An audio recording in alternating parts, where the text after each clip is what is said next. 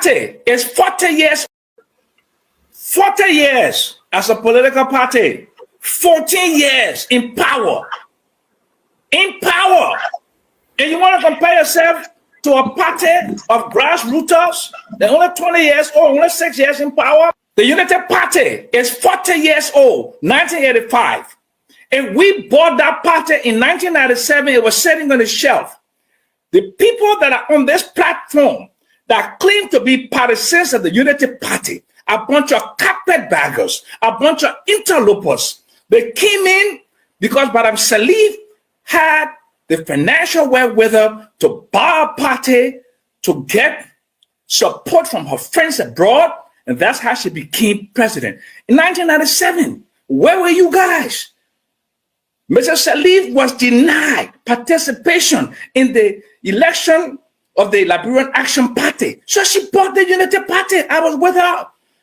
We bought it from Charles Clark. We brought it from Ome Kofa and the rest of them. You don't have any moral authority to talk about the CDC, a relatively new party that was founded by a man that is still alive, became president for one term. Where's the Unity Party headquarters? Where's the Unity Party headquarters that they own? Leasehold? Where is the deed? What is this nonsense and unadulterated, whatever you're talking about, that CDC doesn't have a party headquarters? And most of the people who funded the CDC are still alive. Their political leader is still alive.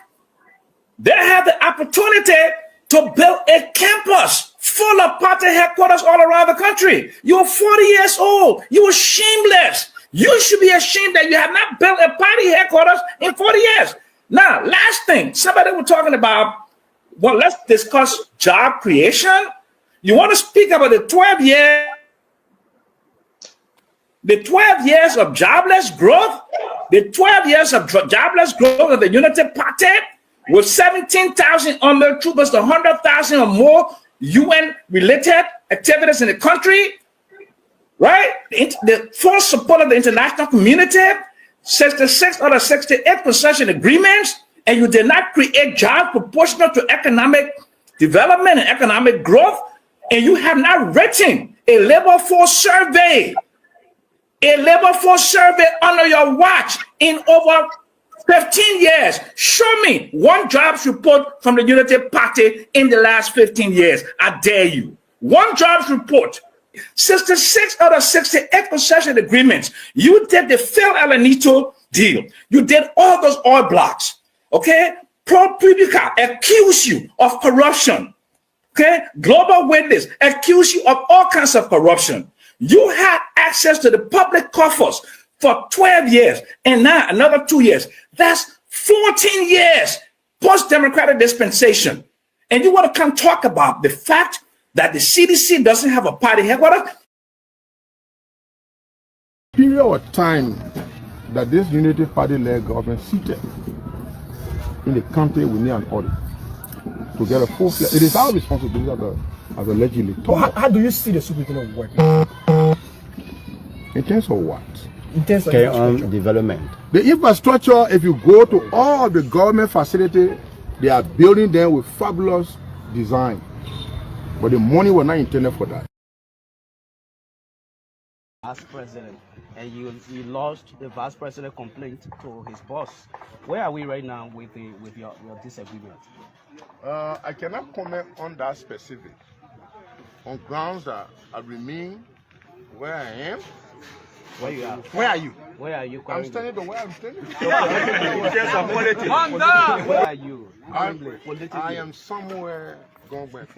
The senator of Nima County. In terms of politics, where are you? I'm a member of the NDR. Are you of the Unity Party? Are you of the Unity Party?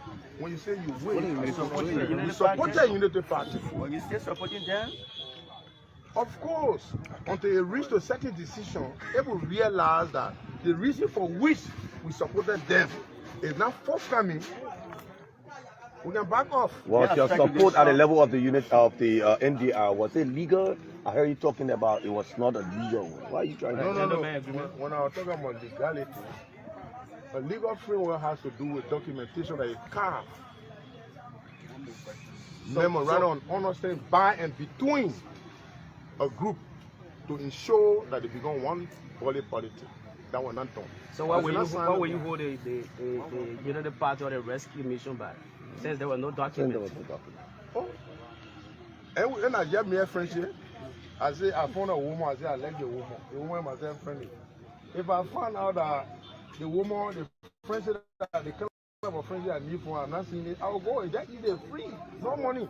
Yeah, speculation that the country is using the country social development fund to carry on development in Senegal and comparing the issue, this is a very, very, very critical issue. You listen, it says social corporate fundings, social development. The money that is going to be provided by ArcelorMittal as a look exclusively for Nima County. Nima people should be able to mix and discuss what will be done with the money. Because that mountain will be depleted. Number one, Nima people should sit together and discuss that, oh look, we need to acquire so many acres. You don't eat this one, depending on the situation. To reduce the burden in terms of housing facility. You build real estates. People who work in Ganta, people that are signing Sanikode, people that are in Loguatu, when the real estates are built with the county social fund, they will be paying rent to the county. And the county will in turn deposit the money in the bank. And that money, there are women and men that are doing businesses in the county. They are citizens of the county. To improve and turn the money around, you loan them. You get them money to loan them so that they will do business to improve. What are you doing? You are the social, the society is being developed, infrastructure. You could look at the student communities and say, well, we're looking at 2 to 3 students in each district for further study. Scholarship is meant for scholar, and it's a full waiver, meaning they will pay your rent, they will get you stipend every month. You understand? And they will pay your school fees. That's what they call scholarship. Once that is done, there must be tripartite agreement. That when the student return, if you improve in the health sector, you must go to G.A. Derry Harley Hospital to work and serve the Nima people, because that is the reason why we send you. You must go to Ganta Metal, for example. You understand? These are kind of things. Now, the people talk about today, the government came out with an executive order in the rubber industry. They say no unprocessed rubber should be exiting the country, right? The country could engage based on negotiation. So companies, Chinese or whosoever company, you look at, for example, you say, okay, well, we're looking at Blee Valley or we're looking at Zikepa. We're paying a flag to process rubber. Saying indeed, they're saying that our farmer, before they carry rubber, it should be processed. That processing machine will be built in our area, and those that will be selling, the farmer right near there will be selling the rubber right to that processing area, and then the process people will process the rubber for exportation. Is the 1.5 million being used properly in Nima? Well, the only thing that we can do is we will call for audit. How will you do that? No, well, it is my fiduciary, any citizen, it is our fiduciary responsibility as a lawmaker that will ask based on your question. One of your colleagues accused the superintendent of. I want to learn. Okay, no problem. We will sanction an audit for the period of time the superintendent, the current superintendent, have been seated for GAC to audit, to tell us the money that they receive, what are the activities they've been engaged. Are there any suspicions? Not a matter of suspicion. It's a matter of experience. Sounds like you saw one of your colleagues that accused the superintendent of being involved with. No, the money currently, the legislature doesn't have exclusive oversight over the money. So the issue of utilization, we will use our oversight. And the easier way to get access to the information is to sanction audit or something. To sanction or audit. The GSC should audit. Senator, as we observe in the country now, the most powerful person in the country now has become the superintendent for every activities. NIMA Legislative Caucus have never been represented, but the superintendent serves as the most powerful person now in the country. Well, the issue of power can be used properly and power can be misused. So you can be most powerful person, like for instance, during the war, you have notorious generals who look at who the boss your head, see that man like general. When you come here, everybody run away. Ain't powerful? Eh? And they got powerful leader who also doesn't listen to other authority and feels that whatsoever they do is what they should do. But people who also had the authority to inquire, some of the means could be an audit. The sanction audit and tell the GSC one, the time the Unity Party led government took over one an audit, they will give it. Senator Koga, finally from my end, did you listen to Representative Musa Hassan Belede referring to the NIMA County Legislative Caucus as dormant? What is your take on that? Well, you know, in speaking the content and the intent of the conversation with Iswamat, how effective is the caucus? I come in. The NIMA Legislative Caucus, as a body, had reputable people that are highly respected and that were duly elected by the people. But the formation of the caucus for now, it looks or appears ridiculous on grounds that their president, Senator Johnson, was senator in the country. When Adolfo Dolo ventured to take the chairmanship from Adolfo Dolo, the citizen, I don't say the caucus, the citizen said no, Adolfo, you got to get a position by the Senator Johnson. When Thomas Grupi came, he took the position. The NIMA citizen also said no, you should get a position. What does Where, this mean? no, that coming now. I'm in speech. Let me look at two senators. You refer to them as a member of the caucus. You had a chairman representative. You had a co-chairman representative. You had a secretary general representative. What is the role of the senator of the country? But then you were not a senator anyway. But our representative. Yeah. So because I was going to election, what is his? So you agree with Musa Belede that the caucus is dormant? Then what is your dominance? Why I said that? They're not requesting a student to complete report. No one's asking. No, many people have been doing that. So you can't say that. Thank you. I'm asking you today So that is there must caucus be an effective? audit. Are you doing your oversight, playing your oversight role, checking on But the these are some of my administration? oversight don't come here and donate. That my after a representation, Yeah. I have come to represent my people. Thank you. You understand? But the oversight responsibility is where we are saying that the period of time that this Unity Party-led government seated in the country, we need an audit to get a full-fledged. It is our responsibility as a legislature. But how do you see the superintendent work in the country? In terms of what? In terms of infrastructure? Development. The infrastructure, if you go to all the government facilities, they are building them with fabulous design. But the money was not intended for that. Okay. The money was intended to improve the livelihood. This compound was built by who? And a government? Yes. Who's all the renovate? It's government. Huh? Government. Government. Nimbayans all the build, they pay immigration all the guard their gate. It is our responsibility to use our money to build gates. But NIMA is using the money. Now what I'm the question I'm asking you to. Thank you. That the governments ought to provide funding for that, and when they come to us during budgetary hearing, we will make sure we pass budget, but you cannot take the county. Senator, money. finally, after this consignment, what's next? But in the due course, What's next for the people of Nima? we anticipate a lot of things. So we cannot unfold. Now, what we have done now is what is next. Thank you, Senator. Everyone who says no to Jeremiah Cole is enemy and enemy forever. Is enemy and enemy forever. And that's how you build a country.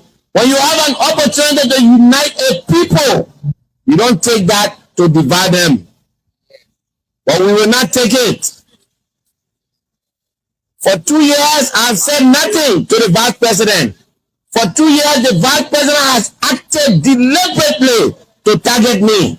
He targeted me when I was running for deputy speaker. He targeted me when I was running for speaker. He has gone beyond that now. He's targeting my business. And he doesn't want me to do what I'm doing here because he feels insecure about that. But he's been around for over 13 years. I just been around for 2 years. The people of Shangaple, that road has been here for more than 20 years. That road has been here for more than 20 years. You've been in this town and promised them to fix it. And it has not happened. And you think that you can break me. You think that you can break me so that I cannot do this. Mr. Vice President, that is not going to happen.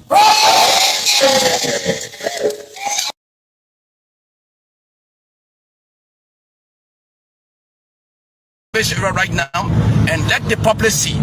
I'm not doing it to denigrate people. I'm not doing it to honor my people.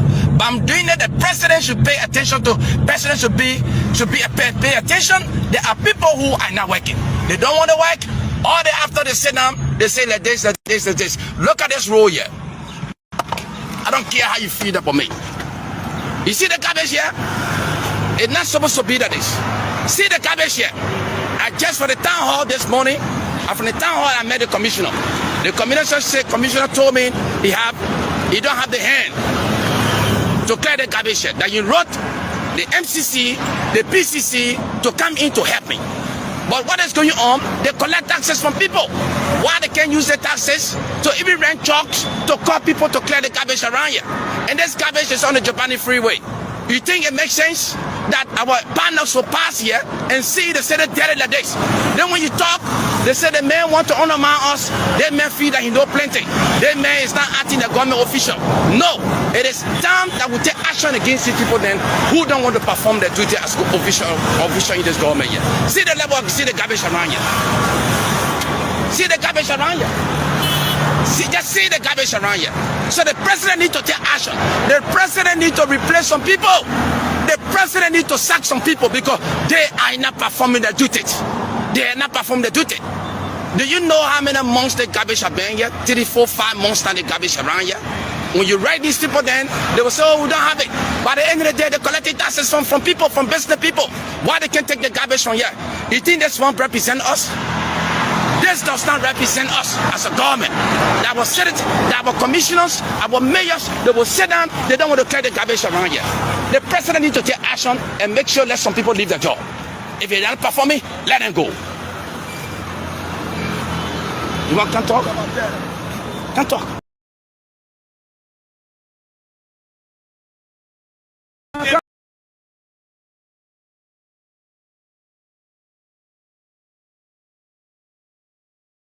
Good evening to all. This brief is about officer-involved shooting following multiple stabbing incidents in the Congo Town area. On October 8, 2025, at approximately 14:58 hours, the Labrador National Police radio room received a distress call reporting that a police officer had been stabbed multiple times near the OLACC building in Congo Town. Responding officers identified themselves as police officers and ordered the suspect to surrender. After repeated verbal commands were ignored, officers attempted to breach the door. The suspect charged with a cutlass, striking and deeply wounding a second officer. The wound was still on his arm when he raised his hand to protect his head from being hit with the cutlass. A third officer intervened and successfully disarmed the suspect of the cutlass, unaware that the suspect had a concealed knife tucked in his pants. The suspect then stabbed the third officer in the thigh and attempted another thrust towards his abdomen. Facing an immediate mortal danger and in accordance with LMP use of force continuum, One of the officers discharged his service weapon, instantly neutralizing the threat and preventing further harm to his colleagues. The suspect and the injured officers were all rushed to the JFK Medical Center, where one officer remains in critical condition. As we speak, he is undergoing surgery, and following the emergency treatment, the suspect was pronounced dead. The Liberia National Police deeply regrets this tragic incident and extends heartfelt condolences to the bereaved family and urges the public to remain calm while we keep the injured officers in our prayers. We have initiated a comprehensive investigation to establish all the facts surrounding the incident because this is it's in line with our institutional accountability. The Professional Standards Department has been mandated to review the officers' actions to ensure that the officer-involved shooting team conduct their full assessment in compliance with LMP use of force policy and the professional standards conduct. Once again, I'm calling on the general public to kindly remember the injured officers in their prayers, as one of them is seriously fighting for his life. It's been less than 10 days that we've had series of attacks on police officers. It is becoming an issue of concern, and we're asking the public to desist. Over the next week, we'll be conducting some sensitization of the rules of the police and also sharing our use of force continuum with the general public. What we do is to come out and sacrifice our lives for the state. It doesn't give anyone the right to assault any peace officer.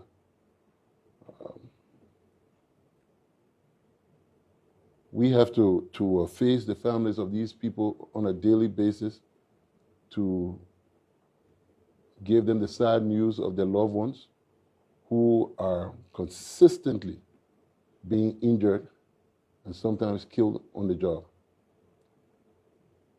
I think the police continues to play its part very well in a democracy, and if we must rebuild trust, it has to be with mutual consent. While we're trying, we're asking the public to understand and respect the badge and honor the flag. As we go to bed tonight, I ask that families should think about the fact that people who sacrifice their lives are not supposed to be begging and asking for respect. A society that does not honor its protector has got no future. That's not what we want for this country. Our expectation is for a better Liberia, one that we've yearned to see, one that we've given our lives to defend and uphold. We look forward to that better Liberia. Good night to all. Thank you. I'm Paramount Chief Moses W. Va, Vice Chair for Culture and Tradition. We are looking at many citizens from Mao Town in your office or in front of your office agitating that one of their sons was bewitched by some children of their community. Tell us how the case is looking at. Well, thank you so much, my son. This case here, it was brought from Mao through the office of the clan chief of that clan. When he entered to my office, through their explanation, he said, this gentleman, they call him Bill Drew and the Prince Drew. He said, they the one that bewitched his boy. And according to the history, They said this boy, he followed his wife. Okay, so two of them, they were in argument. So he threatened him that what happened, what you did to my wife, and you love to my wife, you will see. But the following day, the gentleman, his whole penis, is standing up. He can't go down. And this is 1 month, 1 week now. And the case, they were on that case, in Mao there for some time before they could even come to us. So this is 1 month, 1 week. So going through the case, the gentleman, Bill, and his brother, Prince, they said they want to go to Nampia in the Dampley. Okay, both of them, it had become their agreement for them to go to Dampley along with the mother of this boy. Because the mother of this boy, she was the one that accused this boy because the boy was taken, to Sebush. So going from one thing to another, two of them, they have to go to Dampley. So we prepared document for them to go to Dampley. So when they went to Dampley, the lady said she was not eating the oath. So they came back. The only boy said, if you didn't eat the oath, myself too, I will not eat the oath. We ourselves will not eat the oath. We have to go back, to Sanikore. So when they came to Sanikore, one of their brothers too, he passed around, he came and complained to CR that I was forcing, their brother, to go to Nampia camp. So when we went to CR, looked into the case, he said, no, the man, the paramount chief, he's not forcing your brothers in. But it is an agreement between both of them, the woman and your brothers. So, yeah, on Friday. So again, we send them back, to Dampley. So when they went to Dampley, then the Dampley man, the old master told them, say, this gentleman that's sick, he is not to eat off. So the gentleman then go back and go to the sick bush. So the gentleman said, if the boy didn't eat off, the boy will say he didn't eat off, he will not eat it off. So he started running away on Friday. Saturday, they called me. I said, but where are they? They said, but since no garden came, we didn't know their location. From one thing to another until the bondman, I asked the bondman, where are you? He said, I'm in Sanikore. I said, okay, what you do, I want you to bring your two children that you stood for them, bring them to my office.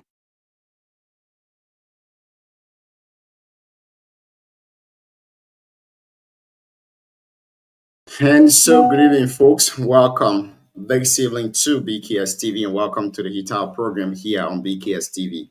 On the Hital, we say dialogue and not confrontation. We say words and not bullet. A couple of things happening today in Liberia. Let's try to bring you a little few updates as we go to today's edition of the show.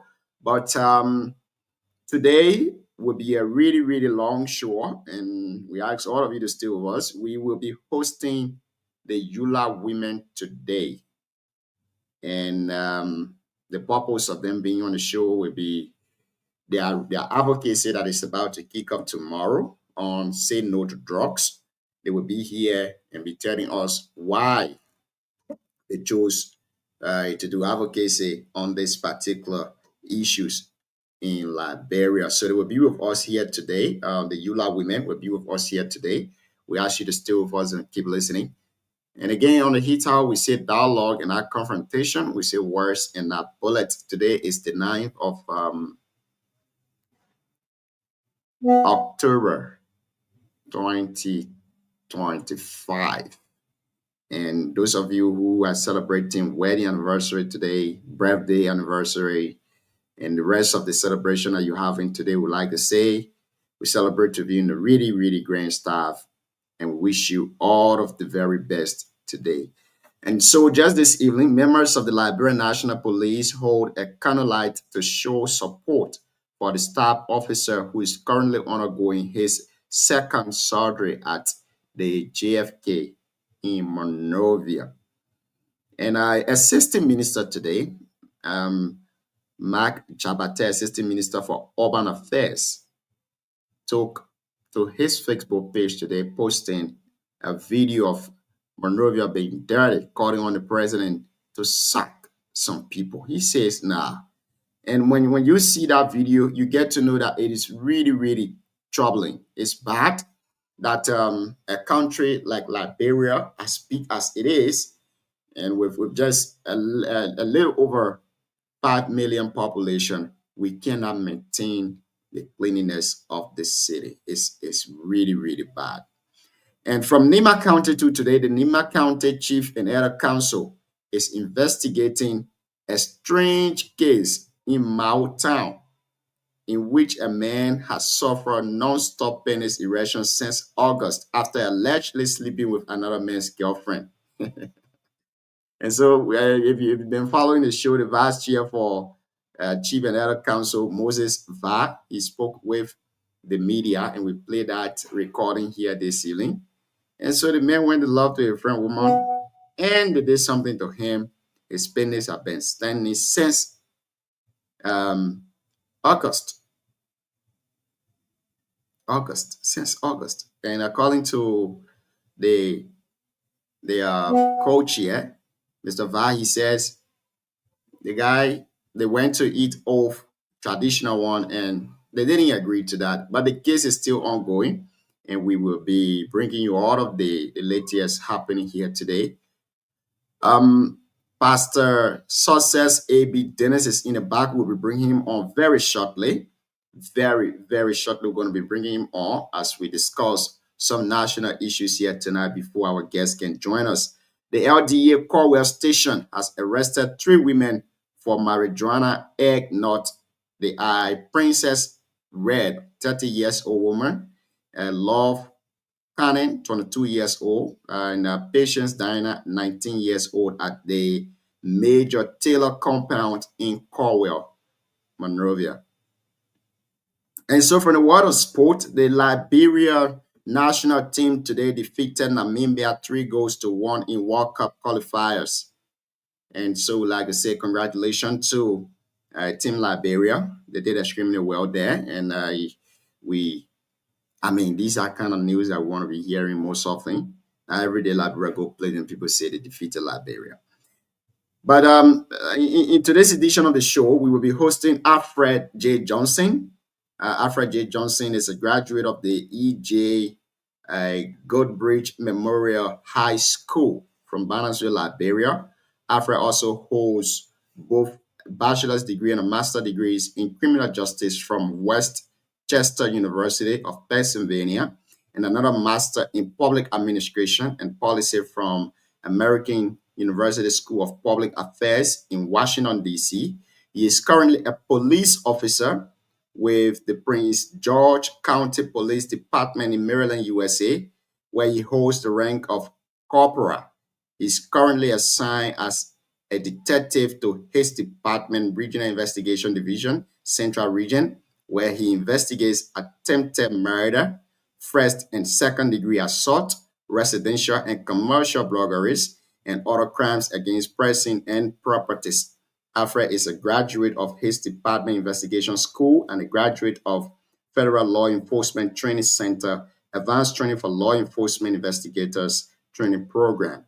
Alfred will be joining us here this evening, and we will be analyzing the recent incidents involving the police officers who were stabbed and the victim who has been, the alleged victim who has been pronounced dead.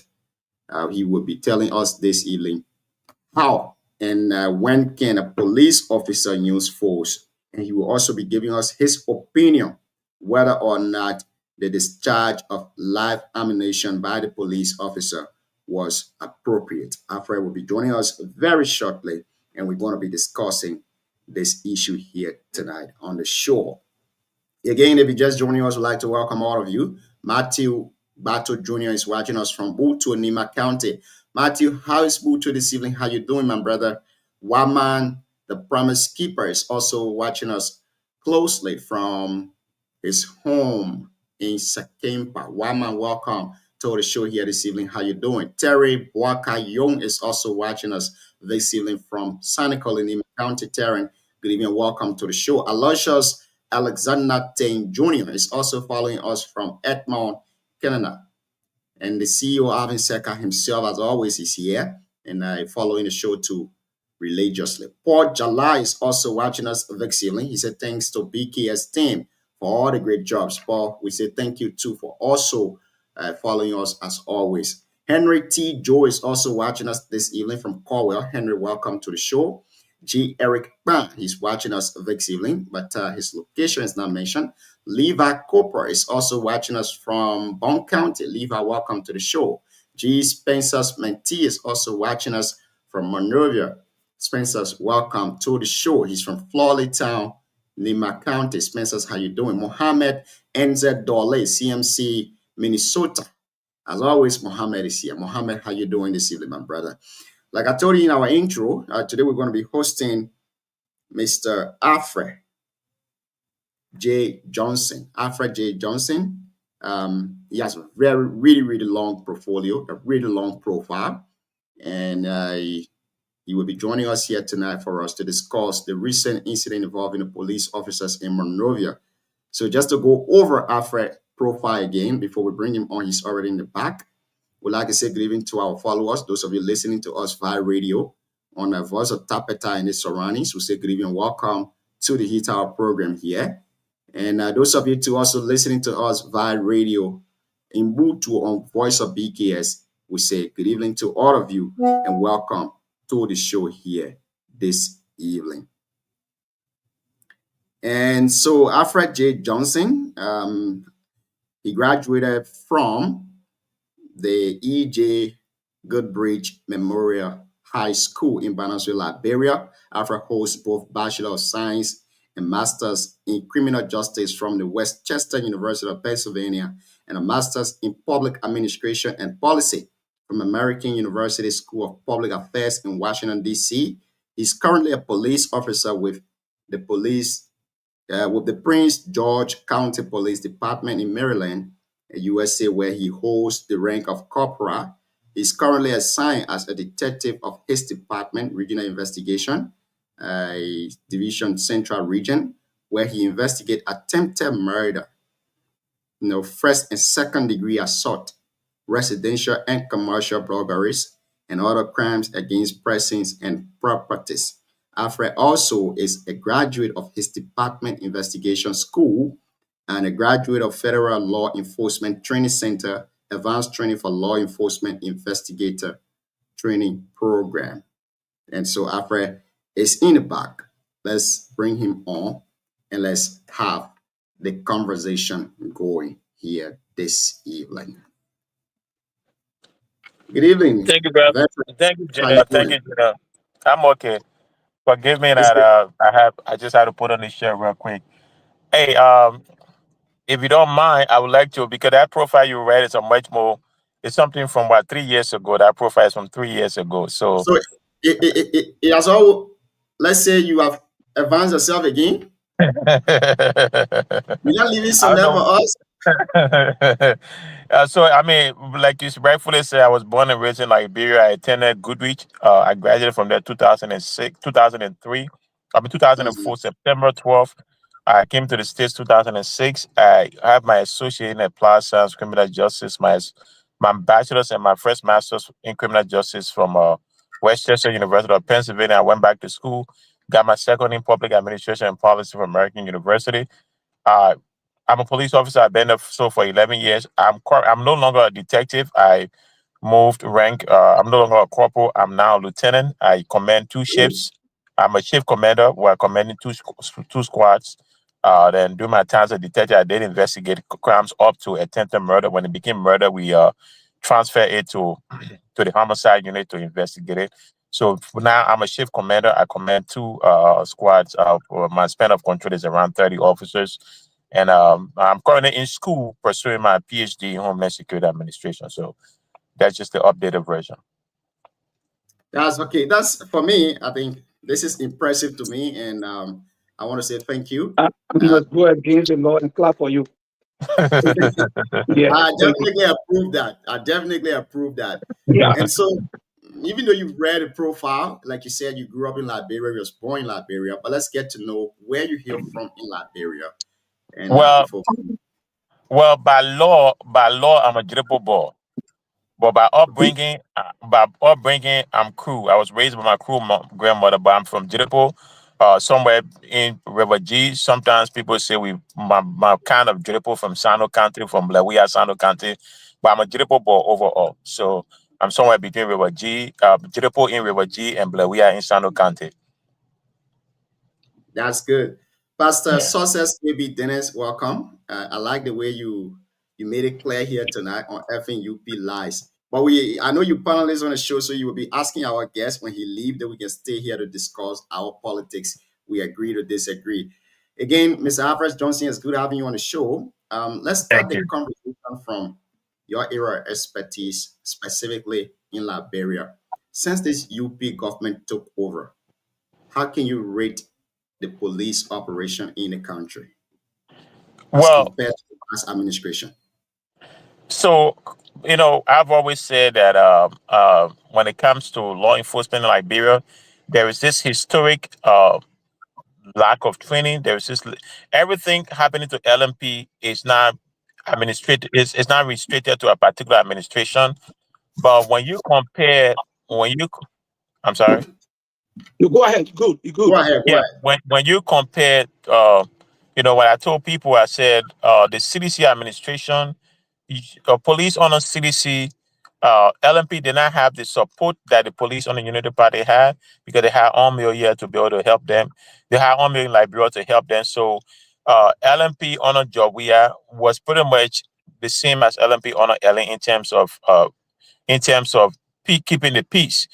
But across administration, the LMP currently is a bit different. It is different in optically, it looks good, but substantively, it's pretty much the same. And I think there is a bit of regression when it comes to the approach towards police. I think I've always had issue with the manner in which the chief conducts activities. Most notably, the Fuller lady situation. That's something I firmly disagree with the approach because I think the officers were justified in their use of force, and the way he approached it by not showing support to the officer.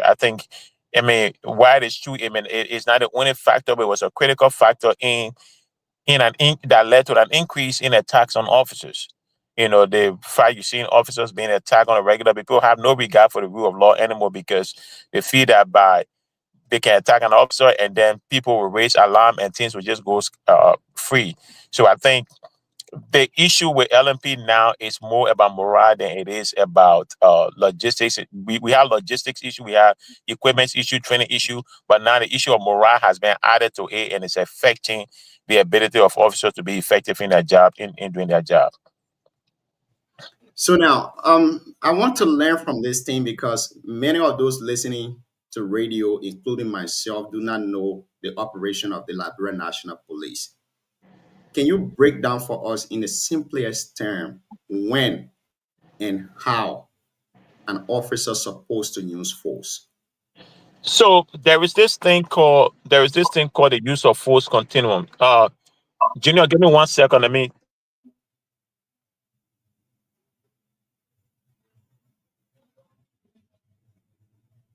And so, folks, if you're just joining us, you are listening to the Heat Hour program on BKS TV. On the Heat Hour, we say dialogue and our conference. Yeah, I'm here. I'm sorry. I had to respond to that call. So there is something called the use. Every department across the world has or supposed to have something called the use of force continuum. So the use of force is the ability of officers to be able to use force to effect an arrest or put a situation under control.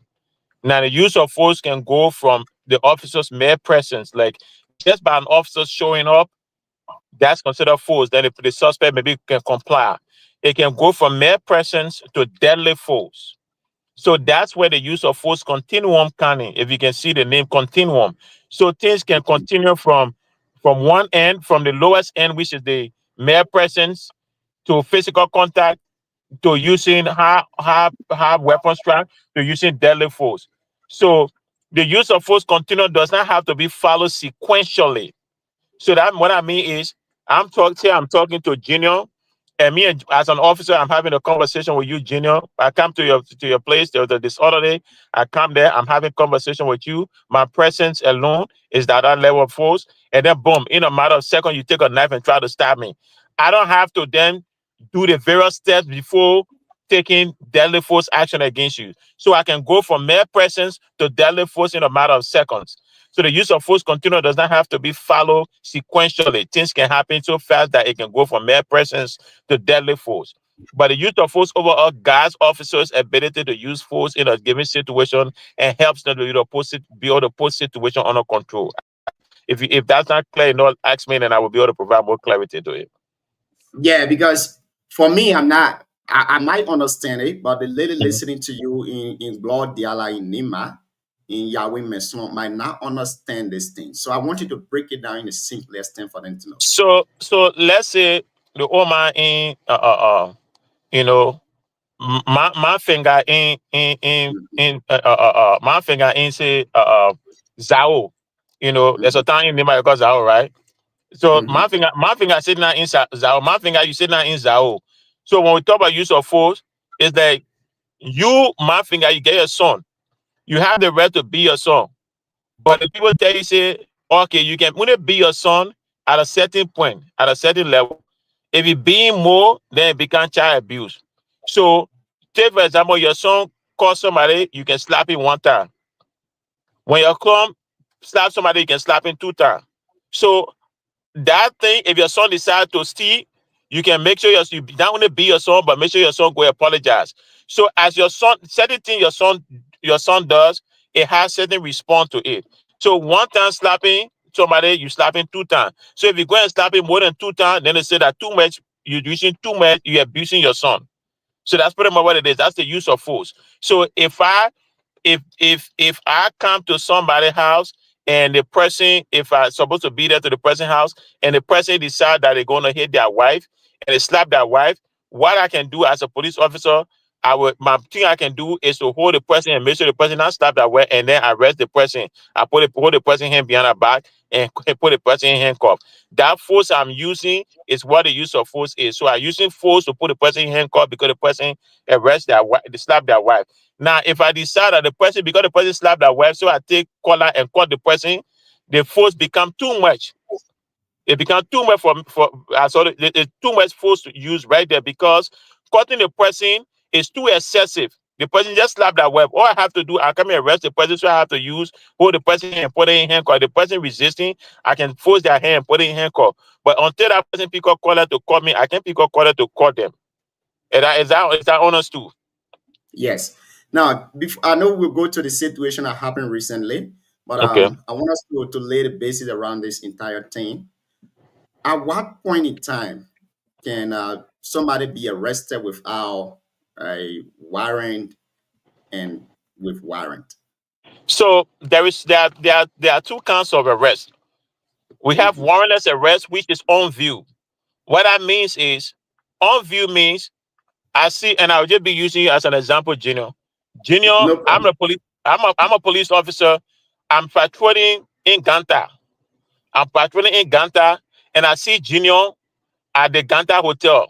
Junior running. I see Junior running with back arrest in hand. Junior jacking for stealing from the Ganta Hotel, back arrest.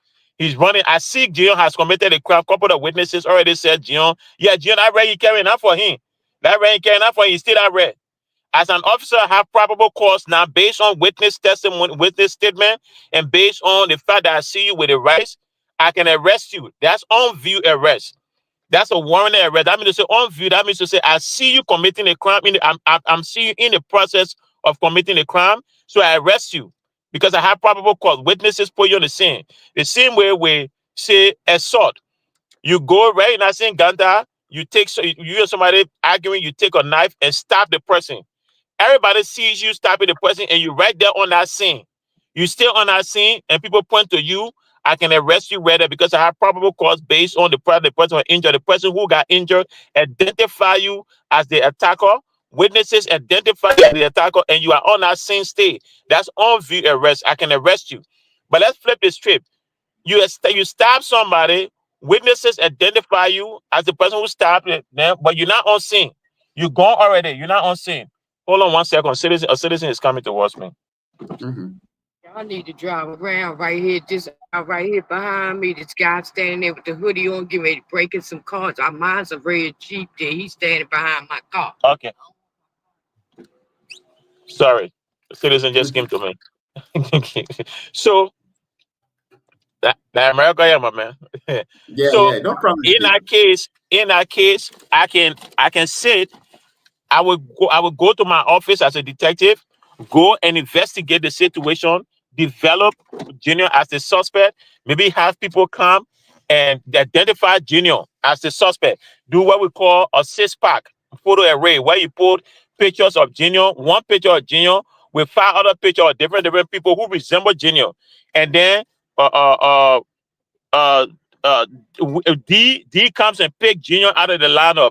So then when D picks Junior out of the lineup, that means Junior has already been identified as the person who committed the crime. So we'll go and tap a warrant, ask for a judge to pray for a warrant for a judge to arrest Junior for aggravated assault and other charges. That's warrant arrest rather. That means you get the warrant now, then you're looking for Junior now to arrest him, to serve him the warrant to arrest. So that's the one you call warrant arrest. And the guy warrant arrest, warrantless arrest is more often on view arrest situation where the person you as opposed to warrant arrest. Does that make sense? Yes, definitely it does.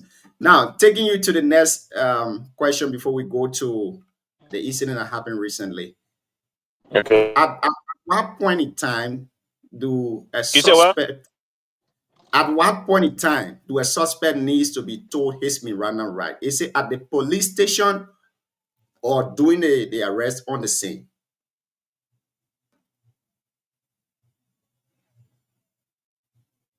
Mr. Johnson, are you there? Yeah, I think he's experiencing some network problem. DK, welcome to the show. How you doing, Chief? Even DK is experiencing network problem. Pastor Success, AB Dennis, welcome. How you doing, Chief? You are muted. I'm good, and it's pleasant being here. I'm glad seeing you, seeing the CEO, and seeing everybody. It's good to have you here today too as well. Yeah, welcome back. Yeah, my internet was acting up. Yeah, go ahead. So my question to you was, what was the question? You asked a question, I didn't get you. Yeah, at what point in time can someone be told his Miranda right? Is it at the police station doing investigation or doing the scene of the arrest? So it's in normal.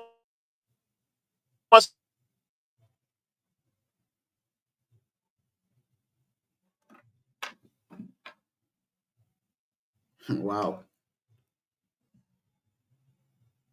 Yeah, they never bow. They So, never is Pastor, terrible. you've been following activities recently in Liberia, I guess. You saw what happened with the police officer and the guy who was pronounced dead from the shooting incident. Before our guests come back, I know he will have to say his expert opinion on that. But what say you? I know you follow the story, and as a patriotic son of Liberia, what say you on that? Do you think that was necessary, the use of live ammunition in that situation? So, thank you for this question, and I will be very sincere and honest, and I will approach it from a holistic standpoint. So, that first of all established, right? If I am a police officer and we went on an arrest mission, and for some reason the suspect put on a resistance and I've harmed 2-3 police officers, injured 2-3 police officers, the third person on that team will not allow myself to be injured. I will exert some kind of force that will subdue the suspect. It might not be a live bullet, because live bullet should be the last thing a police will discharge on a citizen, no matter what. Right? I know when he stabbed the first officer, according to Commissioner Coleman, he stabbed the second person, and according to them, when he stabbed the first person, the second officer succeeded getting the cutlass from him. And now he had a knife, and then he used the knife. Okay. But for me, where I'm kind of frustrated over the LNP action, and I think it was deliberate, and I mean, the LNP intention was deliberate, then there will be an action so that it can serve as a deterrent. Now, that is the situation. The information we are gathering is that this Matthew guy in question, family, were the one who called the police and said, we need your help because this individual has been misbehaving, he's been having mental problems since a day or two ago. And we find it difficult to bring it under control, so we need your help. In that light, amen. If you are going as a trained police officer, you must go with the necessary equipment to be able to subdue such a man. One, you can go with a pepper spray, you can go with electrical baton, and all those things, all the equipment that you have to the advantage to subdue such a person, you already in the know. They're going to encounter someone who is encountering or who is developing a mental problem that might put up a resistance. So for you to go there with your bare hand and only a gun, and then because he put up resistance and started somebody and you took his life, the man already psychologically impaired. All right? If this man was doing this thing in his right mind, that would be a different conversation here. But they told you, they call you and told you. So I think the police action is no different from the continuous brutality they've been carrying on under this regime. When I heard it first, to be honest with you, I said, well, the police cannot say that they're trying to kill 2 people. He had already discharged a weapon. But when I got the manipulation of the story that the police were called, and they told them this man condition. They're like, you are a hunter. And then the hunter tells you, say, my man, their forest is going in, there are lions, there are tigers, there are leopards. Meaning they are telling you to get ready and prepare just in case when you encounter them, how you can defend yourself. And then you go over there with a knife, and then when a lion get on you, then you will. I mean, so that is a situation with this police, with this guy there. And west of it all, after that has happened and the man died, you left, instead of going to find the man's family as its government and sympathize with them and register your regret of the incident, you went out the hospital, the left candle. A life that was taken, and they left on treatment. Which one need more attention in terms of solidarity? I know you need attention to preserve the life because you don't want to lose 2 lives. But the people that are mourning, that are crying as a result of the incident need more attention. Your solidarity should be a focus on them. So I think the police action is no different. But the president wanted to beat the other time and kill in police custody for the 16-year-old boy that was beaten in police custody that died. It's no different from the brutality they carry on in King George. It's not different.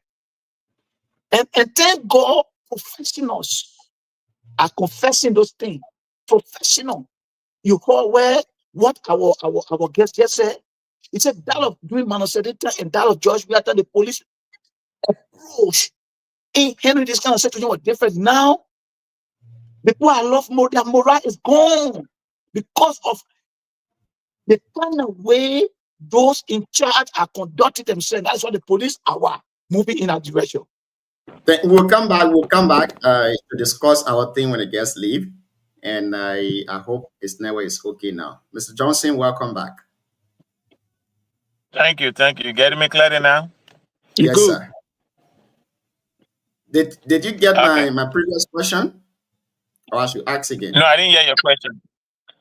So I was asking you, at what point in time a suspect needs to be told his or her memorandum rights? Is it on the scene of the arrest or at the police station after an interrogation? So a suspect has to be told when he or she, for their Miranda rights once they are being questioned in relation to whatever reason for which they are being arrested or being investigated. So if I'm coming to you for theft and I want to question about theft, generally speaking, in theory, you have to be read your Miranda rights. Like, hey, you have the right to remain silent. Anything you say can be used against you in court. So if I'm questioning in relation to the crime, I have to read you your Miranda rights. With that said, there's something called spontaneous utterance. What that means is, say for example, I arrest you, I'm taking you to the detective to speak to the detective. I ain't asking you question. We just having conversation, lecturing and things like that. Or we're not even lecturing, we're not even having conversation. And then boom, you start talking. You just start talking about the crime. I didn't ask you a single question. And in the process of talking, I'm not even asking you question at all. You are still talking. And maybe in that case, I have my in-car camera is rolling or my body worn camera is rolling. It's recording everything you are saying. I'm not asking any question, nothing like that. Even though I have not read you your Miranda rights, whatever you say can be used against you in court because the utterance you are providing is spontaneous utterance. That means it was not coerced. I didn't ask you. I didn't solicit the information from you. You just started talking because you wanted to talk. In those kind of situations, officers don't even engage you anymore. They just allow you just talk. We're not asking you questions for it to be able to jump into a Miranda issue. So in that case, it's spontaneous utterance. Miranda rights do not apply. But where I'm going to be the one asking you question, if I'm asking you question relating to the crime, then I have to read your Miranda rights. Now, some officers do that once they put handcuffs on you so that it's covered already. You have the right to remain silent. Anything you say can and will be used against you. Quote, you have the right to a lawyer and things like that. Do you understand the right as I explained them to you? Yes. Good. Case closed. We put you in the car. Now, if I'm having conversation with you there, that means that you already know your rights. I've already read you your rights. So you talking to me means you are waiving your right and you want to have a conversation with me. You can't argue that you are not read your Miranda right because the Miranda right was read in the same sequence. Right after I read it, I put you in the car, I'm transporting you. Now, the sequence can be broken if I read your Miranda rights, I drop you off to a station, I'm done with you. 2 hours later, I come back for you again to take you to jail. I have to read your Miranda rights again if you want to engage in conversation with you just to cover up, just to make sure that you can make claim that you are not read your Miranda rights again. So I hope that's understood. Yes, sir. Now, taking you to the recent incident, I want you to give us your professional and explicit analysis about the recent case. Okay. Are you guys getting me? Yes, sir. Yeah, so so the situation, I don't know if you're aware of it, from what I've gathered so far, and I just did a live about the situation. This gentleman has mental health issues. Yesterday, initially, 2 officers initially went there to talk to him. When the officers went there, his door was locked, and he told them he didn't want to be bothered by them. So the officers left, and rightfully so, because they said we don't have any crime here. He didn't commit any crime. He doesn't want to talk to all. He has the right not to talk to whomever he wants. He doesn't want to talk to. So they left. When they left, a family member of his went to the let me find the name of the place, the E.J. Greg Mental Health Institute. They went there to get a mental health person to commit him to the mental health facility. But what I understand is in Liberia, in order to take the person to a mental health facility, you have to take the police with you. So the mental health professional decided to get 2 officers to take with you. And it's not unusual because we do it on the side. We call it SAM 800. If the mental health professional wants to go somewhere, they can sometimes call the police to come and back them up. So it's not unusual for that to happen. So the mental health professionals in Liberia had 2 officers with them. They took the officers to his place. These officers knocked on his door. When they knocked on his door, he became angry and he jumped out and stabbed one of them. I'm not sure where he stabbed one of them, but he stabbed them to the point that it was critical. So his girlfriend took that officer that got stabbed to Catholic Hospital and eventually ended up at JFK. Then the second officer went to hold him from the back. According to the story, now I stand corrected. This is from people who are very close to the situation. I stand corrected. It could be different or things like that from what I got. The second officer went to hold him from the back, and that's when he stabbed that second officer in the officer thigh, and he was trying to stab him another way again. Then that second officer called for backup. When he called for additional officers, those additional officers responded to the scene and wanted to go through this in his room through the ceiling, but they could not make it, so they decided to break into his door. In the process of breaking into his door, the third officer was stabbed on the hand, and the third officer retaliated with deadly force, and he shot. From the video, he shot like 6 rounds. There were 6 rounds fired, and the guy was injured. They took him to the hospital, and there he succumbed to his injury. Now, there are a couple of questions I've asked myself and I asked on my live. Was the force justified? Was the force justified in that situation? Now, I cannot say it was or it was not, but I can tell you that based on what is being explained, what I explained, even though there may be some sort of procedure and training issue, when you go to the limited aspect of it, which is the force used, the deadly force used, when you go to that particular aspect, one can say that the force was justified just in its naked form. The force in its naked form, without adding the procedure violation or things like that, in that naked form, it can be deemed justified. Now, when you put possible procedure violation, like, LNP has procedure, they have procedure on how to handle mental health patients and things like that. If there was some sort of violation, and one thing I was asking is this, am I taking too long? No, we want you to go in depth with it. Really, really in depth. So one issue here. The first two officers who responded, their initial action was well within guideline. That's normal practice. When I go on the scene of a mental health patient and the mental health professional call me to come there, we go and knock on the door. We're not expecting him to come and charge at us. So the charging at the officers was wrong. Those two officers that got injured was wrong. Now, in our situation here, let me give an example of us. If that situation of us, the two officers got injured. Now we call for backup. The first thing we'll do is we'll try to assess the situation. Is there anybody else in that room with the suspect? At that point, he has become a suspect because he has injured officer, so that means he has committed a crime. Is there anybody else in the room with the suspect? No.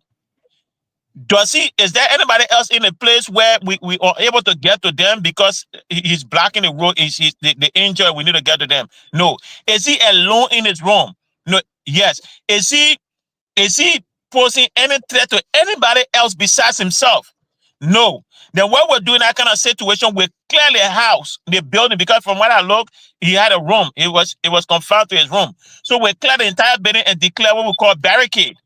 So that means the suspect has barricaded himself in his room. So we're not going to make entry. We'll declare barricade and set a perimeter around the place. Then we call the mental health professional, we call the negotiator and things like that to talk to him to come out. In the process of talking to him, we also strategizing on how to get him out using the least amount of force.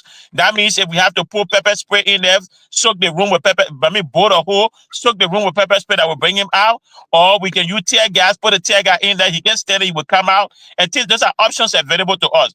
But in the case of LNP, I don't know if they believe that somebody else is in the room getting injured by this guy, so they had to make forced entry. I'm not sure. But if none of the factors were there, that's one issue I have. That's a concern I have. The second thing is, in the states here, we are trained that once you neutralize a subject, once you bring somebody under control, your next mindset is life-saving. What I mean is, take for example, if I take Junior and say Junior was resisting, let's say the arrest, the situation I gave with the you stab somebody. Now Junior now still has the knife in his hand and he's charging towards me with the knife. I take my taser, boom. I tase Junior, Junior drops on the ground, or I take my gun, because knife coming to me with knife is a deadly force, so I can use deadly force. I take my gun, I shoot Junior. Maybe I shoot him in the legs, in the chest, or on the side. He drops to the ground. I put my gun away. I put Junior in handcuff. My next move now is I have secured Junior. The threat has been neutralized. So the next phase now is to render aid to you. Because despite the fact that you are a subject, you still have a life. I still have a commitment to the sanctity of life. I took the sanctity of life oath. So I have to preserve your life as best as I can. So now what I'm going to do now is, first of all, I will call the medical guys to come and come run on you. But in the process, while I'm waiting for them, on the back of my CD right here, I have my, what we call the tech kit. The tech kit where I have all the different equipment in there to be able to render aid to you. Maybe stop your wound, your gun wound, the gunshot wound, maybe seal the wound and things like that. I have it in there. But I have to render aid to you. It is my duty. I have a responsibility to render aid to you. If I don't render aid to you, I can be charged for negligence. So in the case of this guy was alive when he went to the hospital. But when you look at the videos available out there was no aid rendered to him. He was lying right there. LNP officer was around. Now, it could be a training issue. Maybe officers are not trained. LNP officers are not trained to render first aid. So that's something they have to look at eventually and say, hey, we got to train our guys to render first aid. We got to give them equipment to be able to render aid to people when they shoot people or when they engage in force and if people get injured, we have to render aid and they have to call the ambulance. But there was no aid render. There was no ambulance brought on scene. As a matter of fact, the man was transported in the back of LMP's pickup. The thing about that is nobody in that car is a medical professional. So if you put somebody in ambulance, that person, the people can be working on them while they get to the hospital. Every time counts. So you do that, that's a problem. Another issue I have with it, with the situation is the entire approach to mental health situation. I don't understand how they do it in Liberia, but yeah, it's a bit different. And we have an entire structure in place to be able to deal with mental health situation. So there are so many issues with that, but those are the three main concerns I have on the video. But overall, when it comes to the use of deadly force, the fact that the man had already stabbed two officers and one of the officers is still in critical condition, the force used was justified. It's just that there was some there may have been some procedural violation that has to be looked at, and there should be some sort of training set up for these things to be able to enhance LMP's officers' capacity when it comes to dealing with individuals in those kind of situations and overall use of force.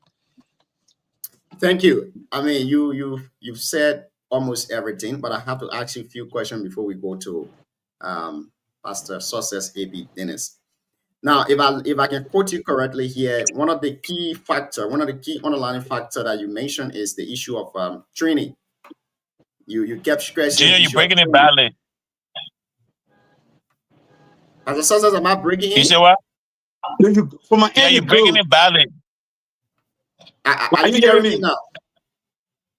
Yeah, go ahead. I'm hearing you, but you're breaking it. But just keep. I'll try to get the question you're trying to ask. Okay. So now you kept stressing the issue of training. What could be your recommendation to the Liberian government, at least to enhance the LMP operation within the country? Because we have been seeing most of them. Almost, I would say 89 or 88% of the Liberian National Police are now well equipped, like having body cam, having those first aid kits in their egos and all of that. They do not have them. So what could be your recommendation to the Liberian National Police in order to be able to eliminate this particular issue of, training aspect?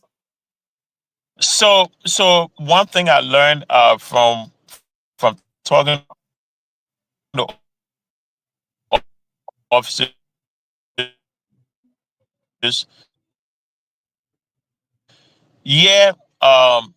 every year we go for something we call in-service, annual in-service.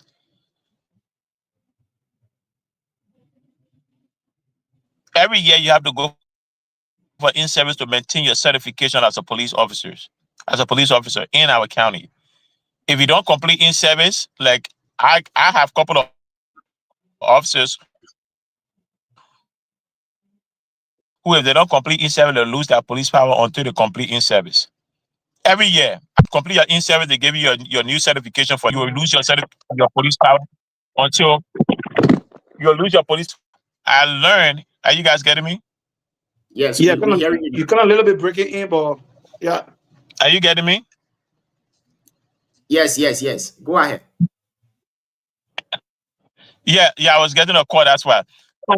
So officers can do. The in-service is intended to update you on various laws, because during the time you left the academy, like during 1 year time, a lot of laws change. Legislation passed that affect police, maybe domestic violence laws passed, maybe the new criminal law change, maybe there's a change in how you classify theft from auto, there's a new vehicle code that is coming out. So these laws, you have to be updated on these things. So in-service gives you the ability to be updated on these things.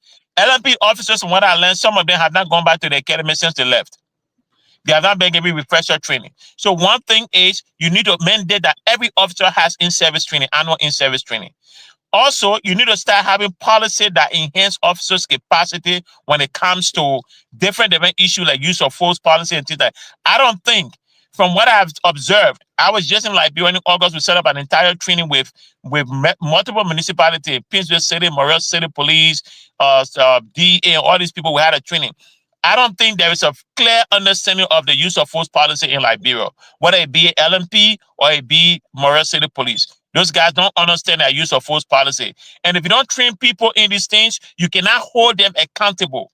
You understand me? In order for somebody to hold you accountable for not doing something, the person must have taught you that thing. You understand me? If Ivan does not give you the ability to learn what you do, if it does not give you your requirement, tells you to, so Junior, this is your job description. This is what I'm going to do to enhance your ability to understand your job description. If he does not do that, how can he not say that you're not executing your duty? When he did not give you the training, he did not give you the requirement. You understand me?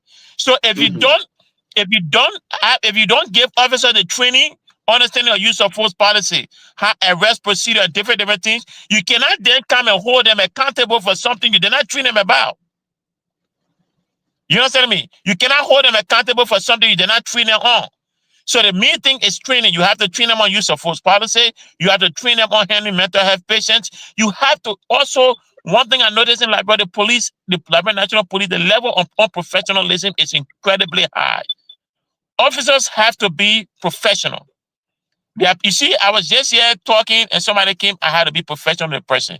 No matter how much I'm mad, no matter how much I disagree with what they're saying, I still have to maintain my professional outpost. And if I don't, it's a problem. A part of the reason why officers are getting away with what they're getting away in Liberia is because there is no accountability. People do wrong and they're not held accountable. Yeah, if I do certain things, I get suspended.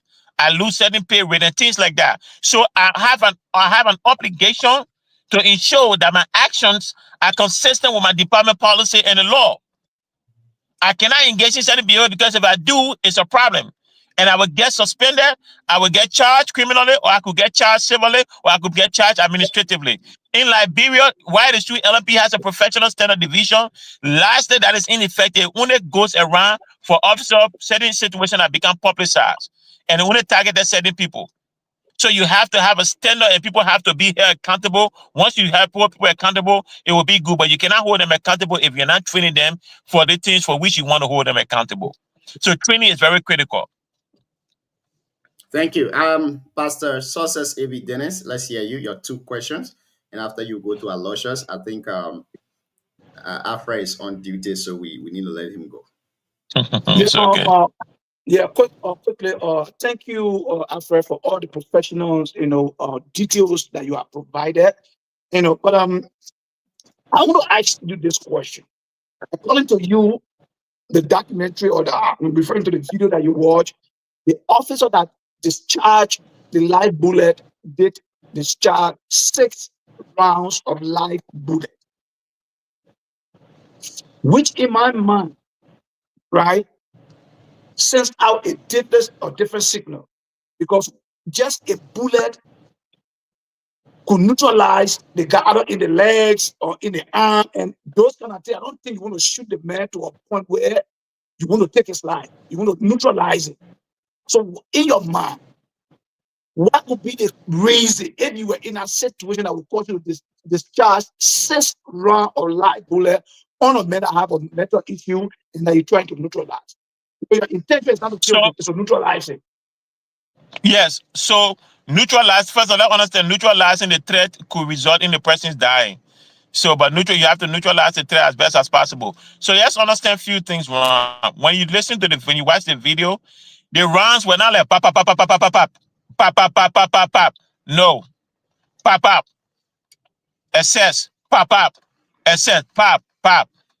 You understand me? What I'm saying is it was not sequential to the point. It was not like shooting 6 rounds before they stop. They shot 2, pause, shot 1 more, pause, assess the situation. So assessment was going on while they were shooting. So that's the first thing. Number 2, simply because they shot 6 rounds does that mean all 6 rounds hit them, hit the individual. That's not what it means. You can shoot 10 rounds here, and maybe 1 or 2 of the 10 rounds hit that individual. Number 3, for me on my department, you have if I come to you and punch you 5 times, like I explained earlier, I punch you 5 times. As a police officer, I have to be able to explain, justify each punch that I punch you.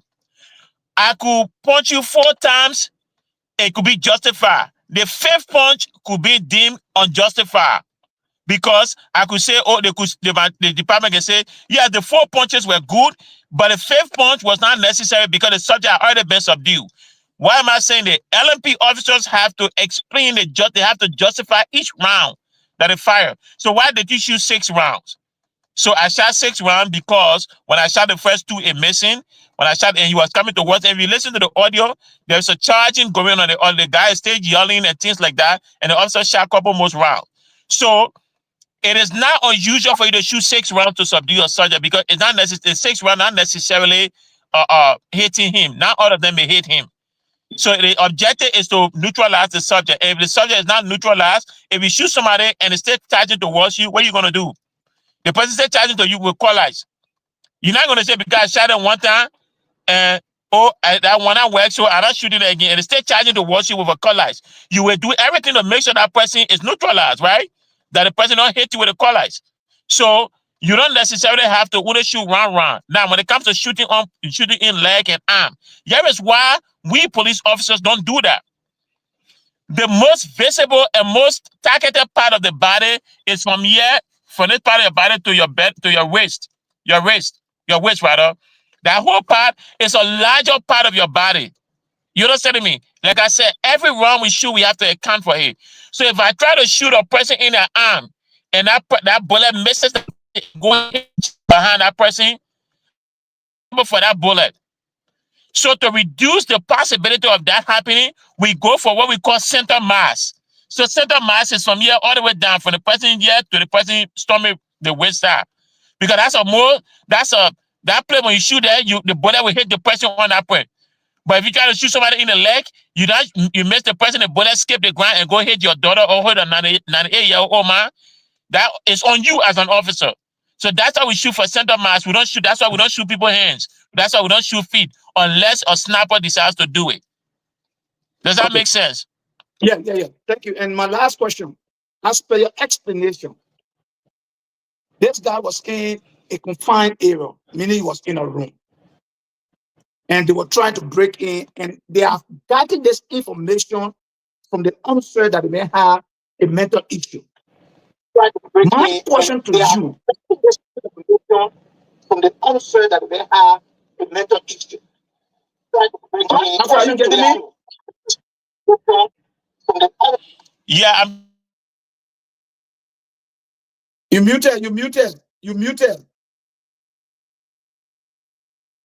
muted. Alfred, you muted. Okay. I was not getting your question, so I was trying to watch on my computer to get your question. That's why. Okay, let me repeat the question. According to you, and as per the information we also been getting, that this guy was in a room, right? The first engagement got injured. I mean, the first officer that engaged got injured, second got injured. You listed a couple of process that one could apply to neutralize the man, like putting a tear gas in the room. After you have been sure that maybe he's the only person there and no one else is there, you can apply that method. You can use pepper spray. Even part got a hand or body contact with him, like you said, or trying to put a hand behind him and he starts somebody. Meaning they could use or electric baton and all those stuff, right? In your mind, why you think all this process was not carried out and then it resulted into the most, quote unquote, I became as the deadly force. I said to be correct, one of the quote unquote the most deadly force by shooting. So why you think will be responsible for that?